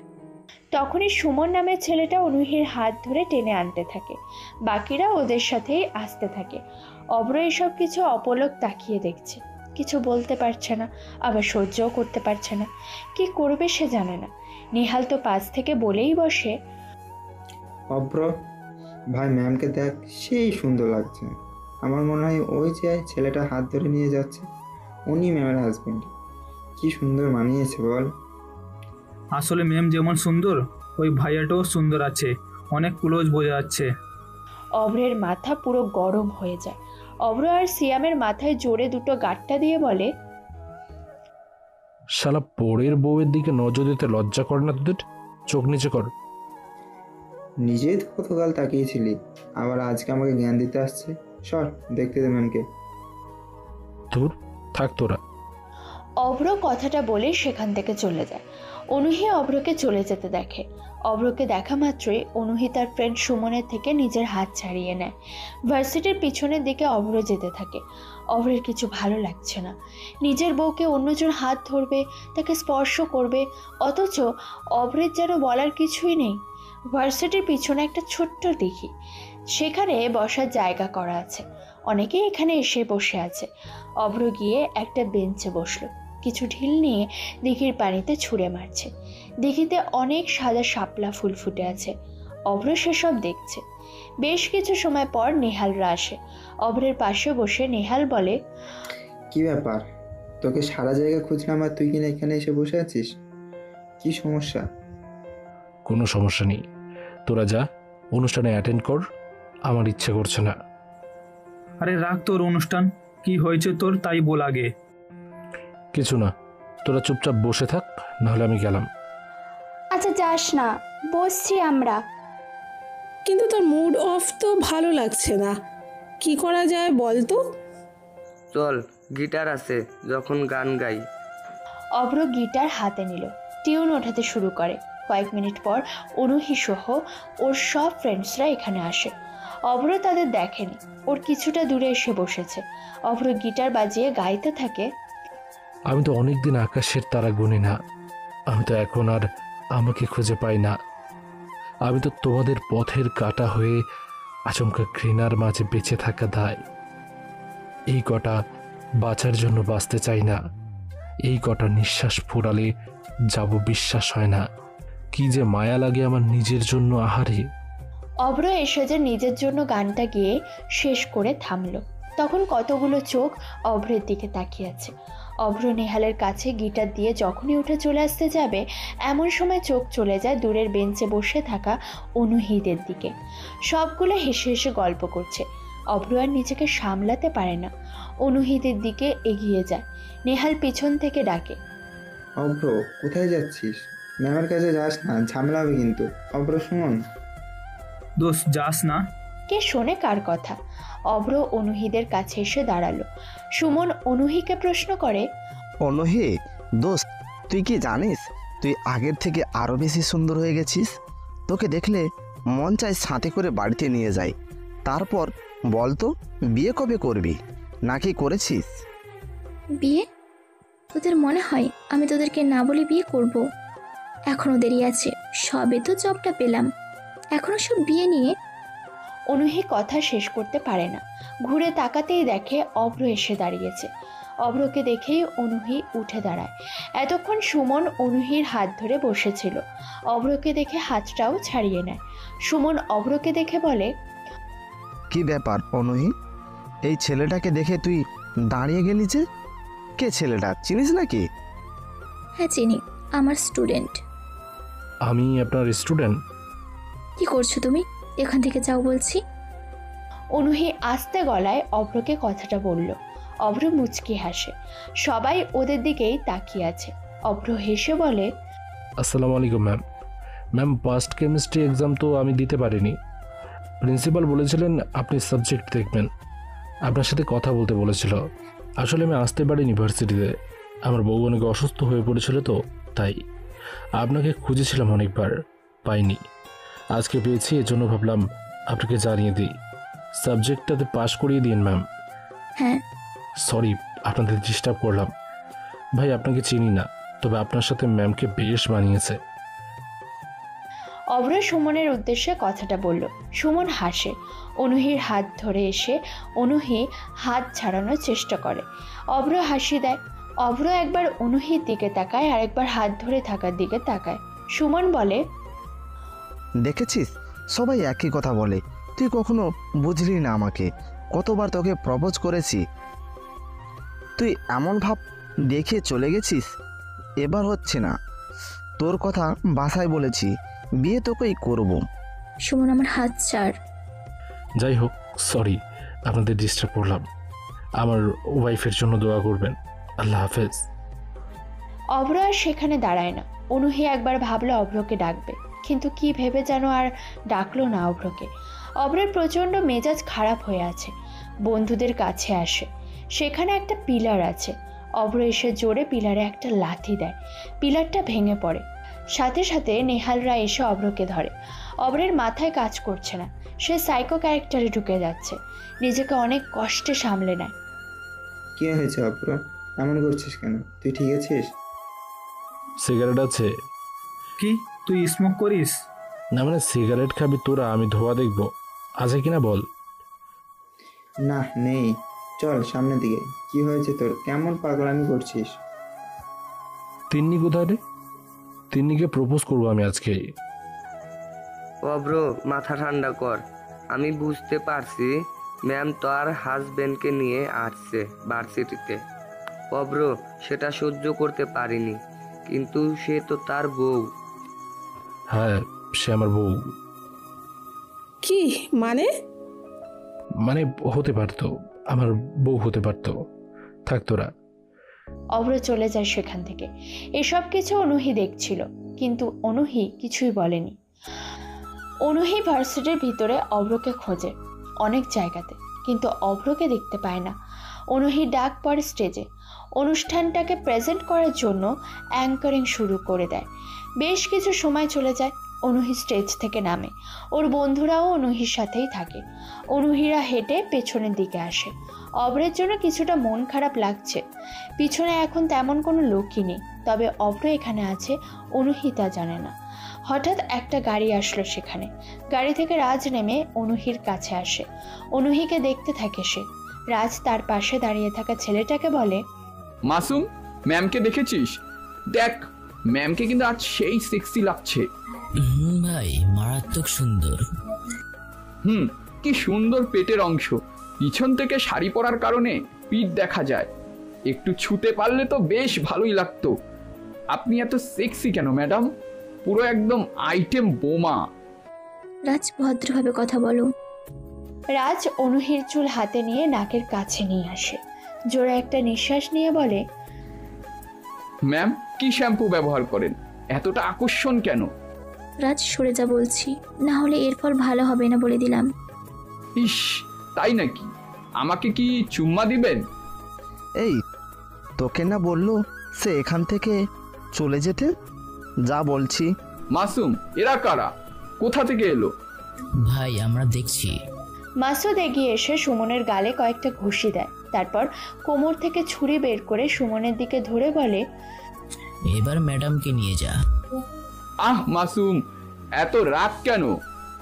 রিল্যাক্স, ম্যামকে লাগবে, ওদের না। রাজ আমার হাত ছাড় বলছি। ছাড়বো না। ভয়ে কেউ আর এগিয়ে আসছে না। পিছনে কেউ নেই বললেই চলে, তবে অভ্ররা আছে দূরে, কিন্তু সে সব কিছুই দেখছে। এবার অভ্র বোঝাবে সে কি জিনিস। সুমনা তার বউকে স্পর্শ করেছিল, কিন্তু অনুহির জন্য কিছু বলতে পারেনি সে। এবার আর সে সুযোগ দেবে না। রাজকে বোঝাবে অভ্র কি করতে পারে। অভ্র উঠে দাঁড়ায়। নেহালরা বলে, দোস্ত যাস না, শুধু শুধু ঝামেলা বাড়বে, প্লিজ যাস না। ওদের কাছে ধারালো অস্ত্র আছে, আর তাছাড়া ম্যাম তো অন্যের বউ। অভ্র কিছুই শোনে না, রাজের দিকে তাকিয়ে আছে। রাজ অনুহির নাকে হাত দিচ্ছে। অনুহি আর সহ্য করে না। রাজের গালে পরপর কষে দুটো চড় বসিয়ে দেয়। তারপর চিৎকার করে বলে, তোর বাবা মা তোকে ভদ্রতা শেখায় নাই? কার সাথে কেমন ব্যবহার? কিভাবে করতে হয় জানিস না তুই? তোর তো সাহস কম না। এই যে তোর শাড়ির আঁচল ধরলাম, এখন যদি টান দিই তাহলে কি হবে বুঝতেই পারছিস। যেভাবে সেক্সি শাড়ি পরেছিস তাতে মনে হচ্ছে তোর বাড়িতে ভদ্রতা তোকে শেখাতে পারিনি। আর চর মেরে তুই যে ভুল করেছিস সেটা এখন বুঝতে পারবি। পিছনে থাকা কয়েকজন স্টুডেন্টসরা সব কিছু দেখতে থাকে। অনুহি চোখ দিয়ে পানি বের হয়ে গেল। অভ্রের কথা মনে পড়ছে। সে বারণ করেছিল শাড়ি পরতে, তবুও অনুহি অভ্রের কথা শোনেনি। কিন্তু অভ্রও নেই, সেই তো তাড়িয়ে দিয়েছে অভ্রকে। অনুহি অভ্রের কথা ভাবছে। ঠিক তখনই পিছন থেকে একটা হাত এগিয়ে এসে অনুহির শাড়ির আঁচল ঠিক করে ধরল। তারপর রাজের পেট সোজা খুব জোরে একটা লাথি দেয়। লাথিকে রাজ ছিটকে পড়ে দূরে। অনুহি ঘুরে তাকায়, অভ্র দাঁড়িয়ে শাড়ির আঁচল ঠিকঠাক করে পরিয়ে দেয়। সেখান থেকে সরিয়ে দেয় অনুহিকে। মাসুদ ছুরি নিয়ে অভ্রের দিকে এগিয়ে আসে। অভ্র মাসুদের হাতে লাথি দিয়ে ছুরিটা ফেলে দেয়। তারপর গালে জোরে ঘুষিয়ে দেয় মাসুদকে। মাসুদ গাছের সাথে গিয়ে বাড়ি খেলো। অভ্র তার হাতে ছুরি উঠিয়ে নেয়। এবার অভ্র যেন সাইকো ফর্মে চলে আসে। রাজের সবগুলো ছেলেদের গায়ে ইচ্ছে মতো ছুরি ঢোকাতে আর বের করতে থাকে। ভয়ে সবাই চুপ হয়ে গেছে। অভ্রের সারা গা রক্তে মাখামাখি। অভ্র রাজের কাছে আসে। রাজ তো ভয়ে জোরে জোরে ঢোক গিলছে। অভ্র যে এতটা হিংস্র জানোয়ারের মতো রাজ কখনো তা বুঝতেই পারেনি। অনুহিও অভ্রকে ভয় পাচ্ছে। সে বুঝতে পারে অভ্র এখন রেগে আছে। অভ্র রাজের কাছে আসতেই রাজ বলে, এই কাছে আসবি না। কি সমস্যা তোর? টিচারের গায়ে হাত দিয়েছি, তোর সমস্যা কি? দূরে যা, যা বলছি। টিচার? আসলেই টিচার। সে টিচারই তো, আমি তার স্টুডেন্ট। কোন হাত দিয়ে তুই টিচারের হাত ধরেছিলি? তার গালে হাত দিয়েছিলি, চুল ধরেছিলি যেন। কোন হাত দিয়ে? ও, ডান হাত দিয়ে। তোর ডান হাত আজকে আমি। অভ্র একটা ইট তুলে নেয়। তারপর অভ্র রাজের বুকে আরেকটা লাথি দিয়ে মাটিতে শুইয়ে রাখে। রাজের ডান হাত মেলে দিয়ে গোছার ওখানে পা দিয়ে চেপে ধরল। হাঁটু মুড়ে বসে রাজের হাতের আঙুল বরাবর একটানা 10 বার ইট দিয়ে জোরে জোরে বাড়ি দিতে থাকে। কি ভায়োলেন্স সিন সেটা! ভয়ে সবাই চিৎকার করে উঠল। সবার গা কাঁপতে শুরু করেছে। রাজ চিৎকার করে, কিন্তু সামনের দিকে খুব জোরে সাউন্ড বক্সে গান বাজে। তখন চিৎকার বেশি দূরে যেতে পারে না। অভ্র তবুও থামে না। ছুরিটা দিয়ে রাজের হাত ফুটো করে দেয়। রাজ ওখানেই ব্যথা আর যন্ত্রণায় জ্ঞান হারিয়ে ফেলে। অভ্র ছুরিটা হাতে নিয়ে অনুহির কাছে আসলো। অনুহির পাশে সুমন দাঁড়ানো। সুমনের দিকে তাকায় অভ্র। সুমন অবস্থা খারাপ বুঝে অভ্রের পা ধরে। সে জানেও না কেন অভ্রের পা ধরেছে, তবুও ভয়ে কাঁপতে কাঁপতে বলে, আমার ভুল হয়েছে, আমি কারো হাত ধরবো না, চুলে হাত দেব না, মাফ করে দাও। অভ্র। অনুহি কথাটা শেষ করতে পারে না। ঠাস ঠাস করে অভ্র তার ডান হাত দিয়ে যতটা জোর পায় ঠিক তত জোরে অনুহির গালে পরপর দুটো চর বসিয়ে দেয়। কি জোরে যে চরের শব্দ হলো! ভয়ে অনুহির বন্ধুরা 2 হাত পিছনে সরে আসে। ওরাও গালে হাত দিয়ে ভয় নিয়ে দাঁড়িয়ে অভ্রকে দেখতে থাকে। অভ্রের সবুজ শার্টে রক্ত লেগে একদম ভিজে আছে। অভ্রকে এতটা ভয়ঙ্কর আগে কেউ দেখেনি। নেহালরাও হাঁ করে তাকিয়ে আছে অভ্রের দিকে। অনুহি গালে হাত দিয়ে দাঁড়ায়। গালটা ফুলে পড়েছে। ফুলবেই তো, জমানো রাগ আর জেলাস নিয়ে চর দুটো অভ্র জোরেই মেরেছে। অনুহি কোনো কথা বলে না। অভ্র ছুরিটা ফেলে দিয়ে অনুহিকে বলে, খুব শখ শাড়ি পরার। শাড়িতে নারী জানি, কিন্তু তোর মতো জঘন্য দেখতে লাগে শাড়িতে নারী নয়, বরং এই ধরনের শাড়ি পরে পতিতালয়ের মেয়েরা। এটা তোকে বলিনি, বোঝানোর জন্য বললাম। তোকে শাড়ি পরতে বারণ করেছিলাম, শুনলি না। এখন তো ভালো লাগার কথা। সুন্দর করে শাড়ি পরেছিস মানুষকে দেখানোর জন্য তো, তাহলে কাঁদছিস কেন? মানুষকে তো শরীর দেখার খুব শখ, তাই না তোর? তাহলে কান্না করার কোনো মানে নেই। কান্না থামা, নাহলে আরও 2টো চর দেব। আর শোন, তুই তোর ফ্রেন্ডদের নিয়ে থাক, আমি তোকে। অভ্র সবার দিকে তাকায়। জোরে কয়েকবার শ্বাস নিয়ে অনুহির দিকে তাকায়। অনুহি মাথা নিচু করে দাঁড়িয়ে আছে। অভ্র নেহালদের দিকে তাকিয়ে বলে, এই নে ক্যাচ, বাইকের চাবি, বাইকটা বাড়িতে পৌঁছে দিস। অভ্র। কিছু বলার নেই, গেলাম। অভ্র আর দাঁড়ায় না সেখানে, হন হন করে হেঁটে চলে আসে। অভ্র নেই, অনুহিও নেই। অভ্রকে নিতেই এসেছে। অভ্র তাহলে কোথায়? অভ্র অনুহিকে নিয়ে শপিং মলে প্রবেশ করে। একটা বোরখার দোকানে গিয়ে 5টা বোরখা কিনে দেয় অভ্র, সাথে হিজাবও আছে। গাড়ির কাছে এসে অভ্র অনুহিকে বলে, এখানে বোরখা আর হিজাব আছে, এরপর থেকে যদি বোরখা ছাড়া তোকে বাহিরে বের হতে দেখেছি সেদিন তোর কি হবে নিজেই জানিস না। আমি তোকে ভালোবাসি বলে আমার রাগ তোকে কখনো দেখাইনি, আজকে দেখলি না? আর তোর শাড়ি পরে রাজের কথাগুলো খুব ভালো লাগছিল। তোর বন্ধু সুমন তোর গায়ে হাত দিচ্ছিল, খুব মজা পাচ্ছিলি। আমি তোকে ছুঁই না, ভুলে একটু ছুঁইলেই তোর ফোসকা পড়ে, আর অন্যটা ছুঁইলে বেশ মজা। তোর মজা আমি বের করবো, বুঝেছিস? আমি যদি না থাকতাম তাহলে কি হতো ভেবে দেখেছিস? নিজেদের শরীর নিজেরা দেখিয়ে বেড়ালে ছেলেরা তো বলবেই। তখন বারণ করলাম শাড়ি না পরতে। শাড়ি শাড়ি এই শাড়ির ব্যবস্থা করব আমি বাড়ি গিয়ে, সব শাড়ি আজকে পরিয়ে ফেলবো। গাড়িতে ওঠ। ও আর একটা কথা, এতদিন আমার ভালোবাসাটা দেখেছিস কিন্তু অবহেলা দেখিসনি। এখন থেকে আমি তোকে আর ভালোবাসি না, আমি তোকে ছোঁয়ার চেষ্টাও করব না। তুই আমাকে কিসের স্বামী হিসেবে মেনে নিবি? আমি এখন তোকে স্ত্রী হিসেবে মেনে নেব না। যে স্ত্রী তার বন্ধুদের কাছে নিজের হাজব্যান্ডকে পরিচয় দিতে ভয় পায়, সেই মেয়েকে আমি আমার স্ত্রীর জায়গাতে কখনোই বসাবো না। অভ্র অনুহিকে নিয়ে গাড়িতে ওঠে। অভ্র গাড়ি ড্রাইভ করে। অনুহি এখনো অবধি একটা কথাও বলেনি। অভ্রকে প্রচণ্ড ভয় পাচ্ছে। অভ্র এতটা ভয়ঙ্কর অনুহি কল্পনাও করেনি। ভয়ে এখনো অনুহি কথা হারিয়ে ফেলেছে। অভ্র দ্রুত বাড়িতে আসে। অনুহির গায়ে নতুন শার্ট জড়ানো, আর অভ্র নতুন টি শার্ট পরে বাড়িতে প্রবেশ করে। ওদেরকে দেখে অভ্রের মা বলে, কি ব্যাপার আজকে তোদের? ফিরতে এত দেরি হলো কেন? আর বৌমার গায়ের শার্ট কেন? আর কি হয়েছে ওর? মুখ ফুলে আছে কেন? আল্লাহ, কতগুলো আঙুলের ছাপ! কি হয়েছে অনুভূতি? কে কি করলো? কেউ ছুবে না ওকে। অভ্র চিৎকার করে কথাটা বলল। ভয়ে রেহেনা বেগম তানিয়া ভাবে চমকে ওঠে, সাথে অনুহিও চমকে ওঠে। অভ্র যে এত জোরে চিৎকার করতে পারে বাড়ির কেউ জানতই না। বুঝে যায় আজকে কিছু হয়েছে। কেউ কোনো কথা বলে না। অভ্র দ্রুত রুমে চলে যায়। আলমারি থেকে অনুহির সব শাড়ি বের করে। সবগুলো শাড়ি বের করে নিয়ে নিচে আসে। শাড়িগুলো নিচে এসে সব অনুহির সামনে ছুঁড়ে ফেললো। অভ্রের পাগলামি দেখে কেউ কথা বলার সাহস পাচ্ছে না। বাড়িতে সবাই আছে কিন্তু অভ্র চিৎকার করে বলে, তোর শাড়ি পরার অনেক শখ। ছেলে বন্ধুরা রাস্তার মানুষটা তোকে গিলে খাবে চোখ দিয়ে, খুব এনজয় লাগে। তোর শাড়ি আজকে আমি পুড়িয়ে ছাই বানাবো, এরপর শাড়ির নাম করিস। প্লিজ শাড়িগুলো পরিও না, আমি আর কখনো। এই চুপ, বলছি না কোনো কথা নাই। সবাই শুধু এই দুজনের কাণ্ড দেখতে থাকে। অভ্র রান্নাঘরে গেল ম্যাচ আনতে। সবাই শুধু চেয়ে চেয়ে দেখছে, কিন্তু কিছুই বুঝতে পারছে না। ম্যাচ নিয়ে এসে শাড়িতে অভ্র যখন আগুন ধরাতে যাবে তখন কণা বেগম অভ্রের হাত ধরে নিল। কি হয়েছে বলবি তো? আর শাড়িতে আগুন দিচ্ছিস কেন?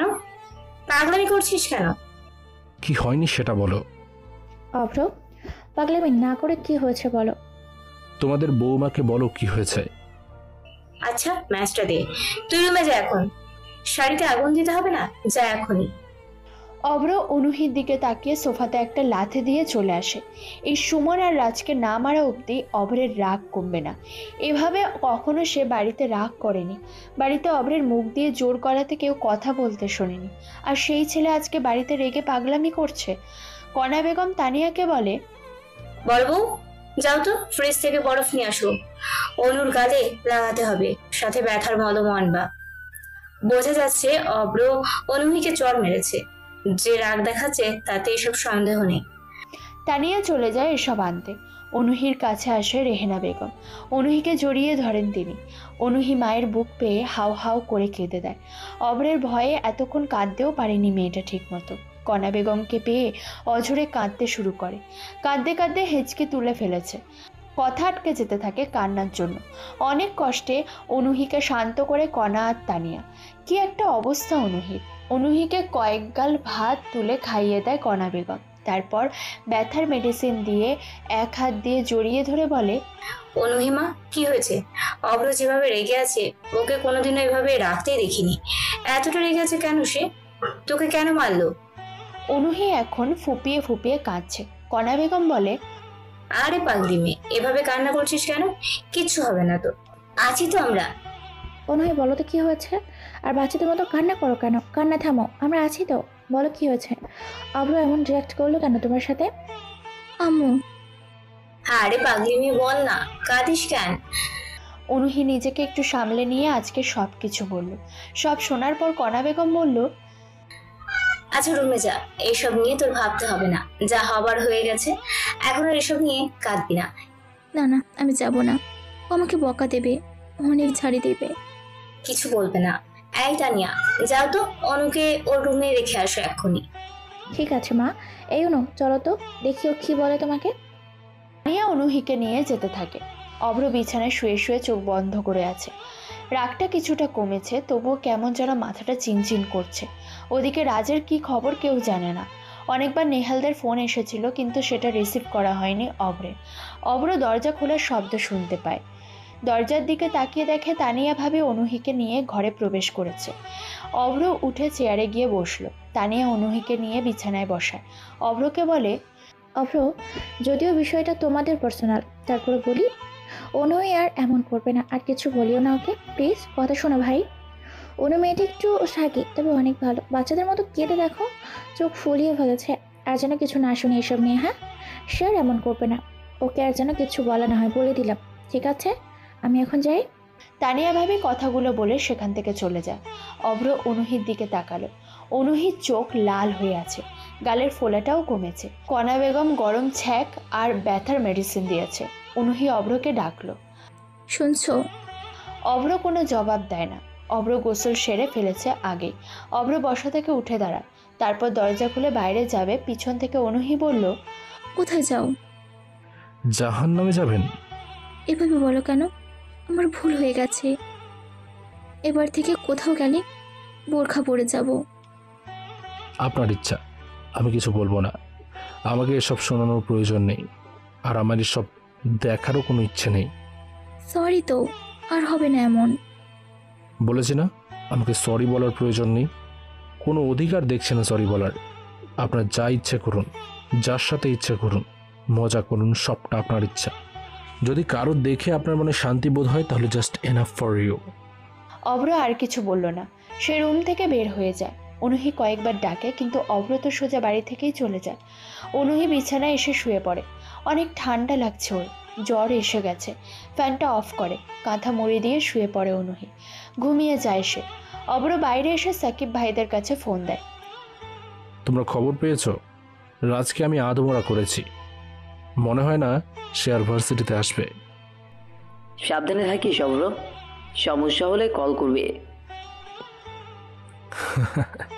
সমস্যা? বলো যে তোমাদের কোনো সমস্যা হলে আমাকে কল করবা। অভ্র কখনো তোমাদের কল করেনি। সিনিয়র আছো, সম্মান করি। আমি ম্যানেজ করে নেব, বরং তোমরাই সাবধানে থেকো। অভ্র ফোন কেটে দেয়। সে অনাথ আশ্রমে আসে।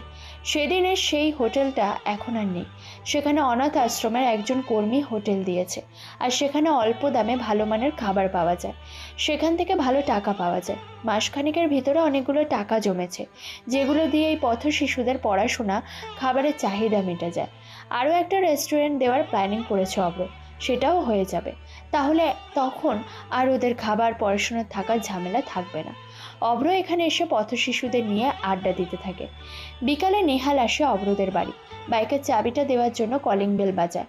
তানিয়া ভাবি দরজা খুলে দেয়। নেহালকে দেখে তানিয়া ভাবি বলে, আরে ছোট দিয়ে পড়ছে তা হঠাৎ কি মনে করে? হ্যাঁ, এদিকে কি রাস্তা ভুলে?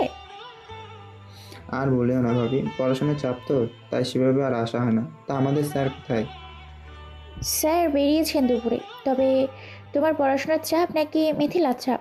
গার্লফ্রেন্ড পেয়ে তো আমাদের বাড়ির দিকে আসা যায় না, তখন পড়ার চাপ থাকে, তাই না? না না ভাবি, এসব কি যে বলেন, আমি তো আসতে। তানিয়া, কে এলো? নেহাল এসেছে মা। তা বাহিরে কেন? ভেতরে টেনে নিয়ে আসো কান ধরে, যেন কানটা একদম লম্বা হয়ে যায়। আহা, আসেন স্যার এবার। না না, আমি যাচ্ছি। উফ আন্টি, আপনি কি যে করেন, কান ধরলে ব্যথা লাগে। নেহাল কথাগুলো বলতে বলতে ভিতরে প্রবেশ করলো। কণা বেগমকে সালাম দিয়ে বসলো তার সামনে। কণা বেগম তানিয়াকে বলে, বৌমা, নেহালের জন্য খাবার আনো তো, আর অনুর কি অবস্থা দেখে আসো। তানিয়া ভাবে রান্নাঘর থেকে নুডলস এনে দেয় নেহালকে। তারপর অভ্রের ঘরের দিকে চলে যায় উনি। নেহাল কণা বেগমের দিকে তাকাতেই উনি বলে, তা হঠাৎ আসলি? তোর তো এদিকে খোঁজই থাকে না, ভুলেই যাস একদম। না আন্টিমা, আসলে পড়াশোনা নিয়ে বিজি থাকি একটু, আর বাবার বিজনেস সামলাতে হয় একটু, তাই সময় হয়ে ওঠে না। তা অফের জন্যই তো আসলি, কিন্তু ও তো বাড়িতে নেই। না মানে আসলে ওর বাইকের চাবিটা দিতে আসলাম। এই নিন, ভার্সিটিতে বাইক রেখে এসেছিল, একটু ঝামেলা হয়েছিল তো তাই। অভ্র আজকে রেগে বাড়িতেই। মা, অনুর তো অনেক জ্বর এসেছে। ওকে বাইরে নিয়ে আসো, জলদি মাথায় পানি দিতে হবে, খাবার দিয়ে মেডিসিন দিতে হবে। কণা বেগমের কথা মতো তানিয়া অনুহির কাছে যায়। আবার নেহাল ভাবতে থাকে এই অনুটাকে তানিয়া ভাবির বোন নাকি। ভাবতে ভাবতে নুডলস গালে পুড়েছে। এমন সময় তানিয়া ভাবি একটা মেয়েকে ধরে নিচে নামছে। মেয়েটার মুখটা চুলের কারণে আর ভাবির ওড়নাটার কারণে টের পাচ্ছে না অভ্র, কিন্তু যখন সামনে আসে তখনই নেহাল শকড হয়ে তাকিয়ে থাকে অনুহির দিকে। অনুহি ম্যাম এখানে? উঠে দাঁড়িয়েও যায় নেহাল। অনুহিকে দেখেই নেহাল বলে, ম্যাম ম্যাম এখানে? নেহাল, তুমি কেমন আছো? আপনি মানে এখানে কিভাবে? অনু, তোমার নাকি জ্বর এসেছে? অল্প, আসছে, চিন্তা নেই। জ্বরের মেডিসিন দাও তো। আচ্ছা মা। কি ব্যাপার নেহাল, খাচ্ছ না কেন? খাও। অবাক হয়ে কি দেখো? হ্যাঁ মানে না, খাচ্ছি। অনুহি মেডিসিন খায়, কিছুটা সুস্থ হয়। সবাই মিলে গল্প করে। কণা বেগম নেহালকে ছাড়েই না। অভ্র না ফেরা অবধি নেহালের এখান থেকে যাওয়া নিষেধ করে দেয়। একবারে রাতে ডিনার করেই যাবে বলে দেয়। নেহালও আর কি করবে, অভ্রদের বাড়িতেই থেকে যায়। অনুহি সোফাতে বসে আছে। কণা বেগম আর তানিয়া রান্নাঘরে প্রবেশ করে। নেহাল ভয় আর সংশয় নিয়ে প্রশ্ন করল, ম্যাম কিছু মনে না করলে একটা প্রশ্ন করব? হ্যাঁ করো। আপনি এখানে কেন? মানে আপনি কি ভাবের কিছু হন? কোনো কাজিন? না। ও, তাহলে আপনি এখানে কেন, আমি থাকতে তোমার সমস্যা হচ্ছে? না না, কোনো সমস্যা নাই। আরে ম্যাম, ভার্সিটিতে কি হলো বুঝতে পারলাম না, সব মাথার উপর দিয়ে গেল। অপ্র এত কিছু বললো, আপনি চুপচাপ শুনলেন। হ্যাঁ শুনেছি তো। কি ব্যাপার, তোমরা কি গল্প করো? না মানে আন্টি, আমি আসলে মানে ম্যাম এখানে কেন? অনু এখানে থাকবে না তো কোথায় থাকবে? কিন্তু এখানে মানে আসলে ধুর, তোমরা কেউ বুঝো না কেন? বেচারা, এটা আমার ছোট বৌমা, মানে অফের বউ, বুঝছিস গাধা? কি মানে? কবে, কখন, কিভাবে? আমি জানলাম না কেন? অভ্র তো কিছুই বলেনি। তোমাদের বলেনি অবশ্য? না, অভ্র এখন কোথায়? ওকে আজ আমি মজা দেখাবো। ফোন করো, দেখো কোথায়। নেহাল অভ্রকে ফোন করে। অভ্র কল কেটে নেহালকে টেক্সট করে, বাইক রেখে যা, আমি 1 ঘন্টা পর আসবো। আচ্ছা। নেহাল কিছু বলে না। আর ওরা একসাথে বসে লুডো খেলতে থাকে। অনুহি যে এতটা ভালো বিহেভ করবে নেহালের সাথে, নেহাল বুঝতেই পারেনি। রাগী করা ম্যাম, কিন্তু এখানে এত সুন্দর বিহেভ। বাট অভ্র কেন বলল না? রাত 9টা বাজে। অভ্র বাড়িতে আসে। কলিং বেলের শব্দ শুনতে পায়। অনুহি গিয়ে দরজা খুলে দিল। প্রতিদিন অনুহি দরজা খুলে দেয়, আর অভ্র ফুল বাড়িয়ে কিছু না কিছুভাবে অনুহিকে প্রপোজ করে। কিন্তু আজকে অনুহিকে সরিয়ে ভিতরে যেতে থাকে অভ্র। অনুহি বলে, কি ব্যাপার, আজকে ফুল কোথায়? রোজ ফুলগুলো ডাস্টবিনে পড়ে থাকে, ফুলের স্থান ডাস্টবিনে নয়। আজকে কিছু বললে না যে? এমনি, এক জিনিস রোজ ভালো লাগে নাকি? এখনো সব বিরক্ত লাগে। সরুন, ভিতরে যাব। অনুহিকে আর কিছু না বলে অভ্র ভিতরে আসে। অনুহি অবাক হয়, যে ছেলে তার সাথে কথা বলার জন্য ফুল চকলেট নিয়ে আসতো, পিছনে লেগে থাকতো, সেই ছেলে আজকে কোনো কথাই বলল না। অভ্র ভিতরে এসে নেহালকে দেখেই অবাক হয়। দ্রুত নেহালের কাছে গিয়ে বলে, কি রে, তুই এখানে কখন আসলি? বিকাল আসলাম। যাসনি? গেলে কি এখানে দেখতি? আর তাছাড়া আন্টি যেতে দেয়নি, রাতে বিরিয়ানি দাওয়াত দিয়েছে। কেন, তোর কোনো অসুবিধা? আর ছোট ভাবির হাতের চা কিন্তু অনেক সুন্দর, খেয়েছি আমি, তুই তো রোজই খাস। নেহাল কথাগুলো বলে একসাথে হাসলো। অভ্র অনুহির দিকে তাকায়। ছোট ভাবি বলতে অব্রের বউ মানে অনুহিকে বুঝিয়েছে। অব্র কিছু বলে না। অভ্র, যা ফ্রেশ আয়, ডিনার করব। তোর বাবাও আসছে, জলদি আয়। অব্র আর কোনো কথা বলল না। সে ফ্রেশ হয়ে খাবার টেবিলে এসে বসলো। অনুহি অব্রের ঠিক সামনে চেয়ারে বসেছে। অব্র খেতে শুরু করে। পাশে অবশ্য নেহালও আছে। অব্র খাচ্ছে আর ওদিকে অনুহি অব্রের দিকে এক দৃষ্টিতে তাকিয়ে আছে।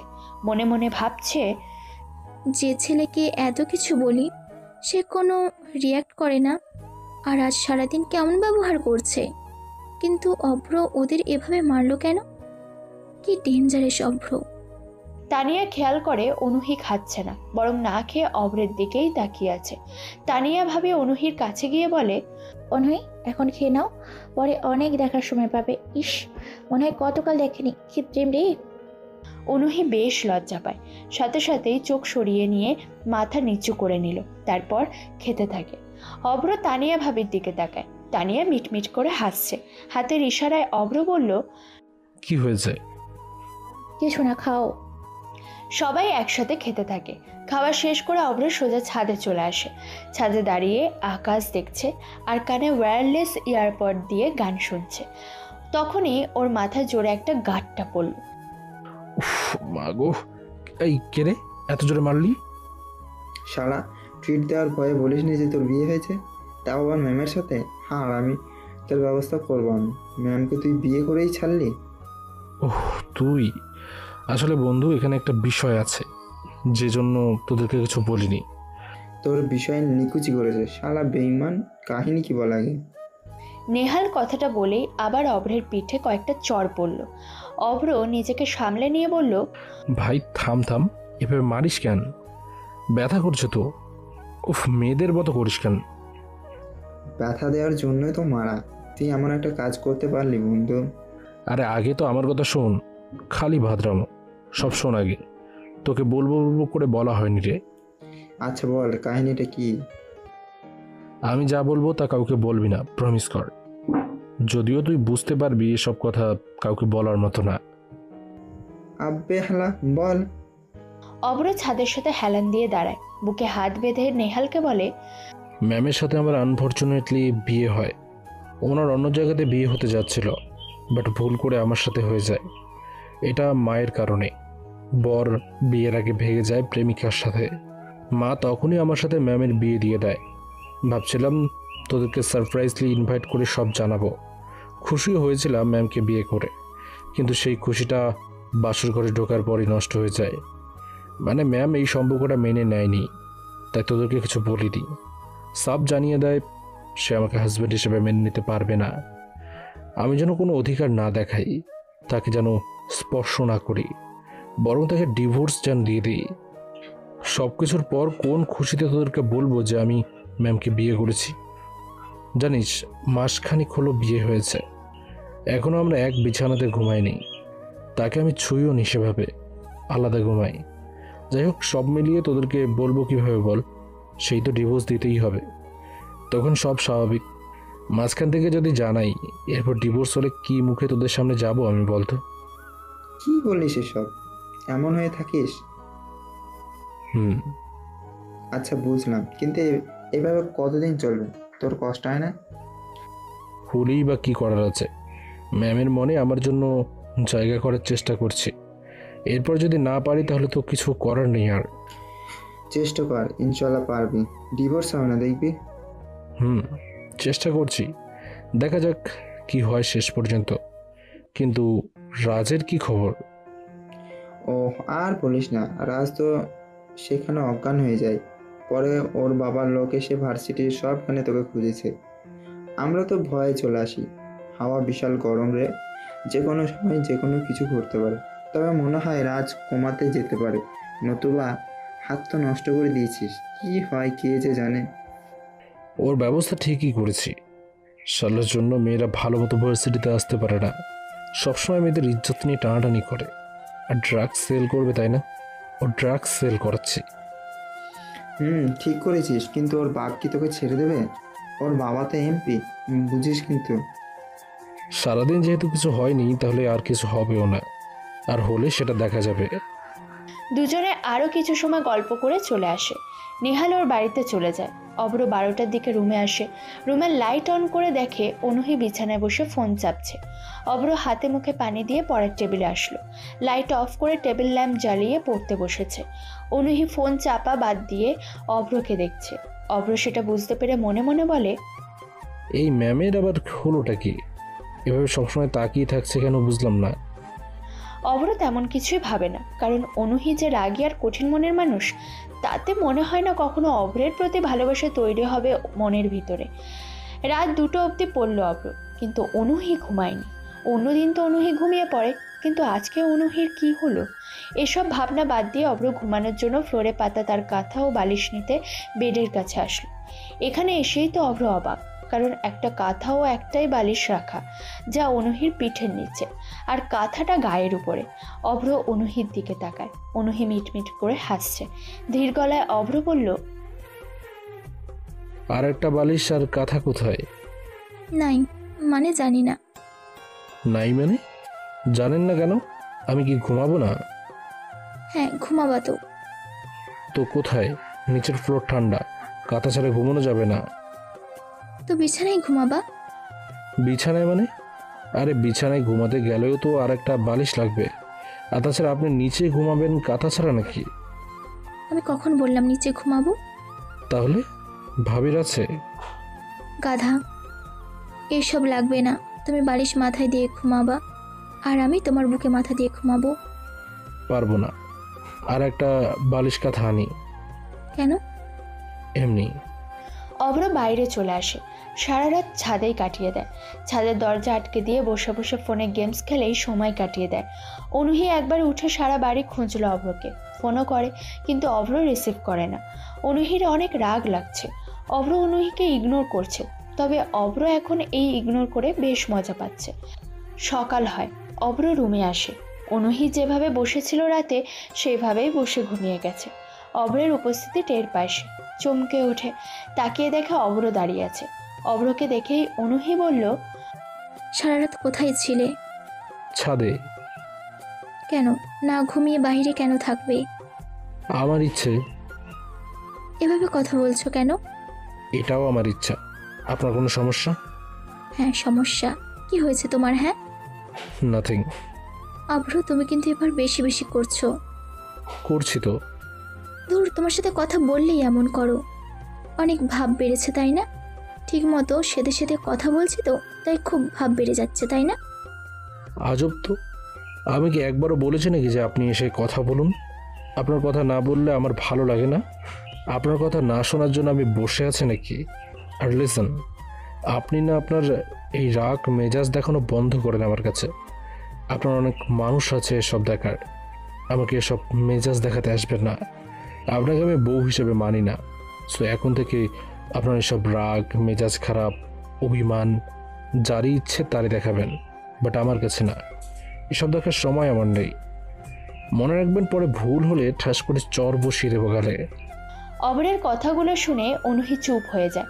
অনুহি ভাবতেই পারেনি অভ্র তাকে এভাবে কথাগুলো বলবে কখনো। অনুহি বুঝতে পারে অভ্র তার থেকে দূরে সরে যাচ্ছে। অভ্রকে সে ভালোবাসে, কিন্তু অভ্রের সাথে এতদিনে সে নিজে থেকে ইচ্ছে করে করেছে। অভ্রকে খ্যাপাতে রাগাতে বকাঝকা দিতে বেশ ভালোই লাগতো। সে ভাবতো অভ্র তো নিজের মানুষ, তার সাথে যা ইচ্ছে করলেই বা কি। কিন্তু ভালোবাসার মানুষ, ভালোবাসায় সব কিছু তখনই সুন্দর যখন এটার মর্ম বোঝা যায়। সময় থাকতে দুটোকেই মূল্য দিতে হয়, না হলে ভালোবাসা তো নষ্ট হবেই, সাথে ভালোবাসার মানুষটাও হারিয়ে যাবে। অনুহির অনেক খারাপ লাগছে। অনুহির অনেক কান্নাও পাচ্ছে। অভ্র তার সাথে এভাবে কথা বলতে পারে কখনো ভাবেইনি। অভ্র গোসল করে, বের হয়। শার্ট পরে যখন বাইরে বের হয় তখন বাড়ির দরজায় বেশ জোরে জোরে দরজা ধাক্কানোর শব্দ শুনতে পায় সবাই। কেউ দরজা ধাক্কা দিচ্ছে খুব জোরে, মনে হচ্ছে ভেঙে ফেলবে। অনুহিও উঠে নিচে আসলো। কে এভাবে দরজা ধাক্কা দিচ্ছে? দেখো তো কে। দেখছি। অভ্র গিয়ে দরজা খুলে দিল। দরজার সামনে 10 জন পুলিশ দাঁড়ানো। থানার অফিসার তুহিন অভ্রের দিকে তাকালো। পাশে থাকা জুনিয়রদের বলল, এটাই কি অভ্র? এই শালা শুয়োরের বাচ্চা, চল শ্বশুর বাড়ি।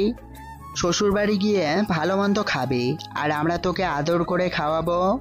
এমপির ছেলে রাজের গায়ে হাত দিয়েছিস, ওর অবস্থা তো 12টা বাজিয়ে দিয়েছিস। তোর তো খুব খারাপ অবস্থা হবে রে। দেখি তোর বাপ কিভাবে ছাড়িয়ে নিয়ে যায়। অভ্র তুহিনকে চেনে না, নতুন এসেছে এই থানায়। তুহিনের কথা শুনে অভ্রের তো মাথায় রাগ উঠে যায়, কিন্তু তুহিন কোনো সুযোগ না দিয়ে অভ্রের শার্টের কলার ধরে টানতে টানতে নিয়ে যেতে শুরু করলো। বাড়ির সবাই এগিয়ে আসে।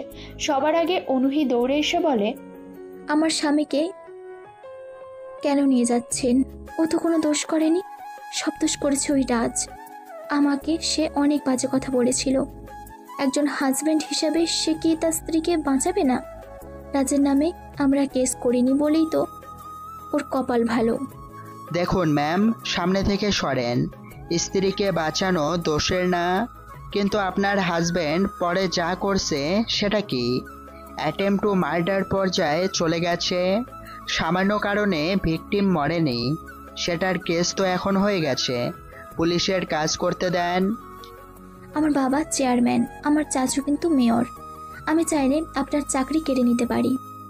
আপনি যাদেরকেই ফোন করুন না কেন, এমপির লোক তাদেরকেই তুলে নিয়ে যাবে। আপনারা জানেন না আপনারা কত বড় কাজ করে ফেলেছেন। কোনো উকিলও এসে তাকে জামিন করাতে পারবে না। এমপি বলেছে আমাকে, অভ্রের জন্য সব ধরনের স্বাধীনতা দিয়ে দিয়েছে। অফিসার, আমার ছেলেকে ছেড়ে দিন। আপনি কিন্তু কাজটা ভালো করছেন না। আমাকে আপনি চিনেন না। দেখুন, এমপি হলো একটা মাস্তান। আপনি পাওয়ার দেখাবেন, আপনার পরিবারের লোকজন মরবে, তাই নিজের ভালোর জন্য চুপচাপ থাকেন। আর কেউ কোনো কথা বলার সুযোগ পেল না। পুলিশ অফিসার শুনল না কিছু, সোজা অভ্রকে জিপে তুলল। একটানা অভ্রকে বাড়ির সামনে থেকে নিয়ে আসে।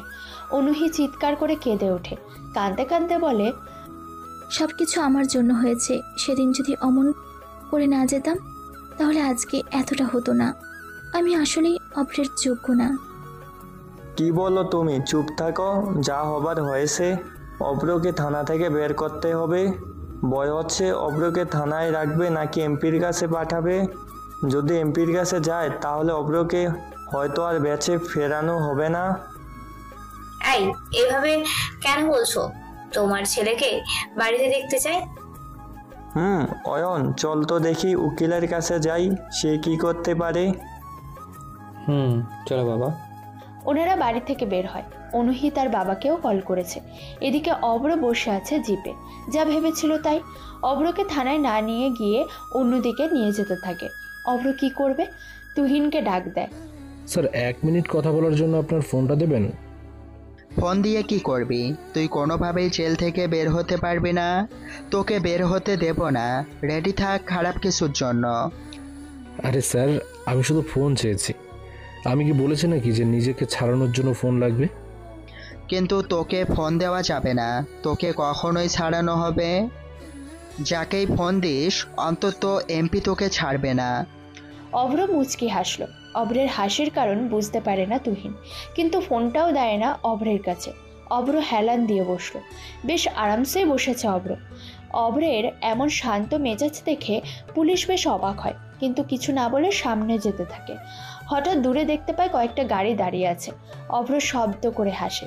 তুহিনকে বলে, শোন, আমাকে ছাড়ানোর জন্য কোথাও ফোন করা লাগে না, এমনিতেই আমি ছাড়া পেয়ে থাকি। তবে তুই আমাকে বাড়ি থেকে এভাবে আনার জন্য অনেক ধন্যবাদ। আমার বউকে বোঝাবো এবার ভালোবাসা কাকে বলে, বুঝুক সে ভালোবাসা হারালে কষ্ট কিভাবে পেতে হয়। স্যার, সামনে কতগুলো গাড়ি দাঁড়ানো, ওদের হাতে পিস্তল রাখা, কি করব? গাড়ি রাখিও না স্যার, ওরা চাকাতে গুলি করবে, সামনে পিল ফেলে রাখা। আচ্ছা, গাড়ি রেখে সবাই পজিশন মতো দাঁড়িয়ে যাও, ওরা দেখি কি বলতে চায়। তুহিনের কথা মতো জিপটা তাদের সামনে রাখা হয়। সবার মুখে সাদা মাস্ক পরা। ড্রাইভার সাথে সাথেই বলে, স্যার, এরা তো রিল্যাক্স গ্যাংয়ের লোক। স্যার, আমি পালাচ্ছি, আপনি কিভাবে বাঁচবেন জানি না। মামা মানে? আরে গ্যাং মানে ওই হিংস্র গ্যাং যাদের ভিতরে কোনো মায়া নেই, যারা আরকে সংস্থানের হয়ে কাজ করে। জি স্যার, ওদের মুখে দেখেন, রুমাল মাস্ক পরা সাদা রঙের, সেখানে লেখা রোলেক্স। জিপ গাড়িটা থামানো হয়। একটা ছেলে এগিয়ে আসে জিপের দিকে। জিপের পিছনে আরও কয়েকটা ছেলে এসে ঘিরে রাখে পুরো পুলিশের জিপ গাড়িটা। তুহিন ভয় পায়, এরা এখানে কেন? তাড়াতাড়ি এমপিকে ফোন করে তুহিন। স্যার, আমি ঝামেলাতে পড়েছি। অভ্রকে তুলে আনার পথে রোলেক্স গ্যাং আমাদের পথ আটকে রেখেছে। রোলেক্স গ্যাং মানে? এই ভয়ঙ্কর গ্যাং তোর মতো এই ছোট্ট মানুষকে কেন আটকাবে? ফোন রাখ জলদি, না হলে ওরা তোকে তো মারবেই, আমাকেও মারবে। রাখ শালা। এমপি ফোন কেটে দেয়, ভয়ে ফোনেই আর হাত দেয় না। তুহিনের কাছে আসে একটা ছেলে, তুহিনের থেকে ফোনটা নিয়ে স্ক্রিনের দিকে তাকায়, তারপর বলে, ও এমপিকে কল করেছে। জিপের ভিতর থেকে অভ্র বলে ওঠে, আরে সাকিব ভাই, তুমি কেন আসলে? I can manage. সাকিব মুখ থেকে রুমালটা সরালো, অভ্রের কথা কিছুটা বিরক্ত হয়, তারপর ঝাড়ি দিয়ে বলে, জিপে বসে কি করিস? নাম? কিছু খাইনি সকাল থেকে, এই জন্য উঠতে পারি না। হাত ধরো। ওদের রক্ত খা। রক্ত? অভ্র হাসতে হাসতে জিপ থেকে নামলো। হ্যান্ডক্যাপের উপরে যে লক আছে সেটাতে সাকিব গুলি করে, লক খুলে যায়। অভ্র হাতের আঙুল ফোটাতে ফোটাতে আলসেমি ছাড়তে থাকে। তারপর তুহিনের কাছে যায় সে। তুহিন রাস্তার উপরে মাথায় হাত দিয়ে বসে আছে, সাথে আরও 9 জন পুলিশ সারিবদ্ধভাবে বসা। অভ্র তুহিনের কাছে গিয়ে বসলো। তুহিনের কোমর থেকে পিস্তলটা বের করে বলল, কি যেন বলছিলেন অফিসার? আমাকে কেউ ছাড়াতে পারবে না? কারো বাপের ক্ষমতা নেই আমাকে ছাড়ানোর। এমপির কাছে ফোন দিলেন, কি বলল? আসলে মানে আমি কি আমদা আমদা শুরু করলে হবে? বলেন, কিছু বলেন।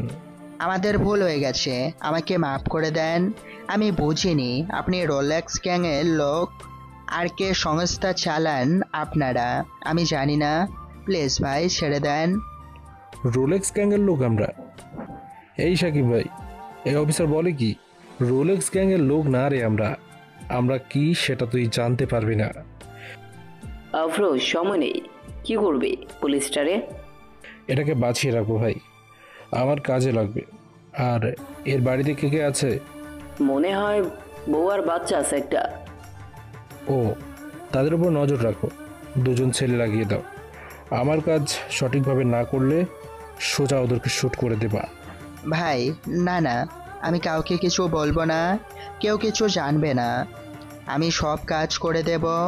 তবুও আমার বউ আর ছোট বাচ্চাকে কিছু বলবেন না, আপনাদের পায়ে পড়ি।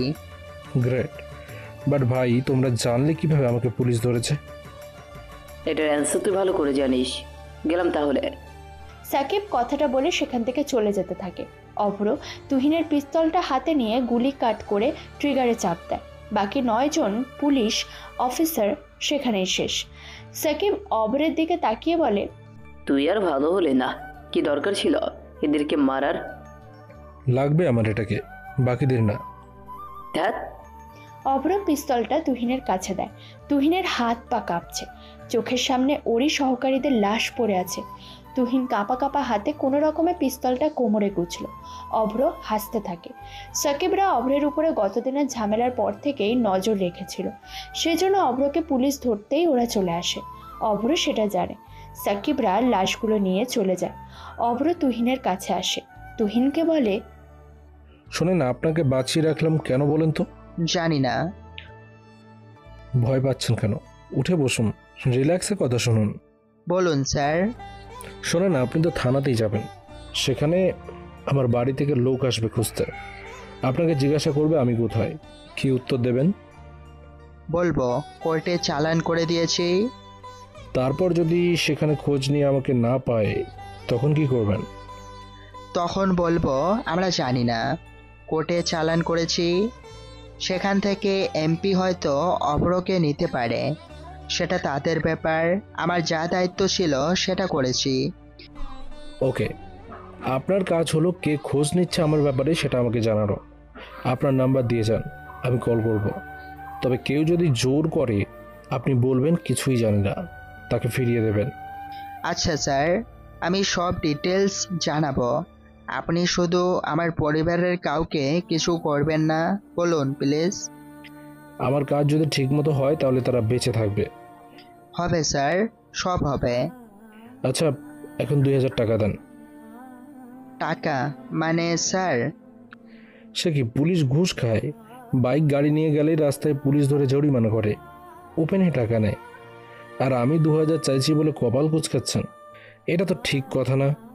সরি স্যার, নেন 2000। এখন যান।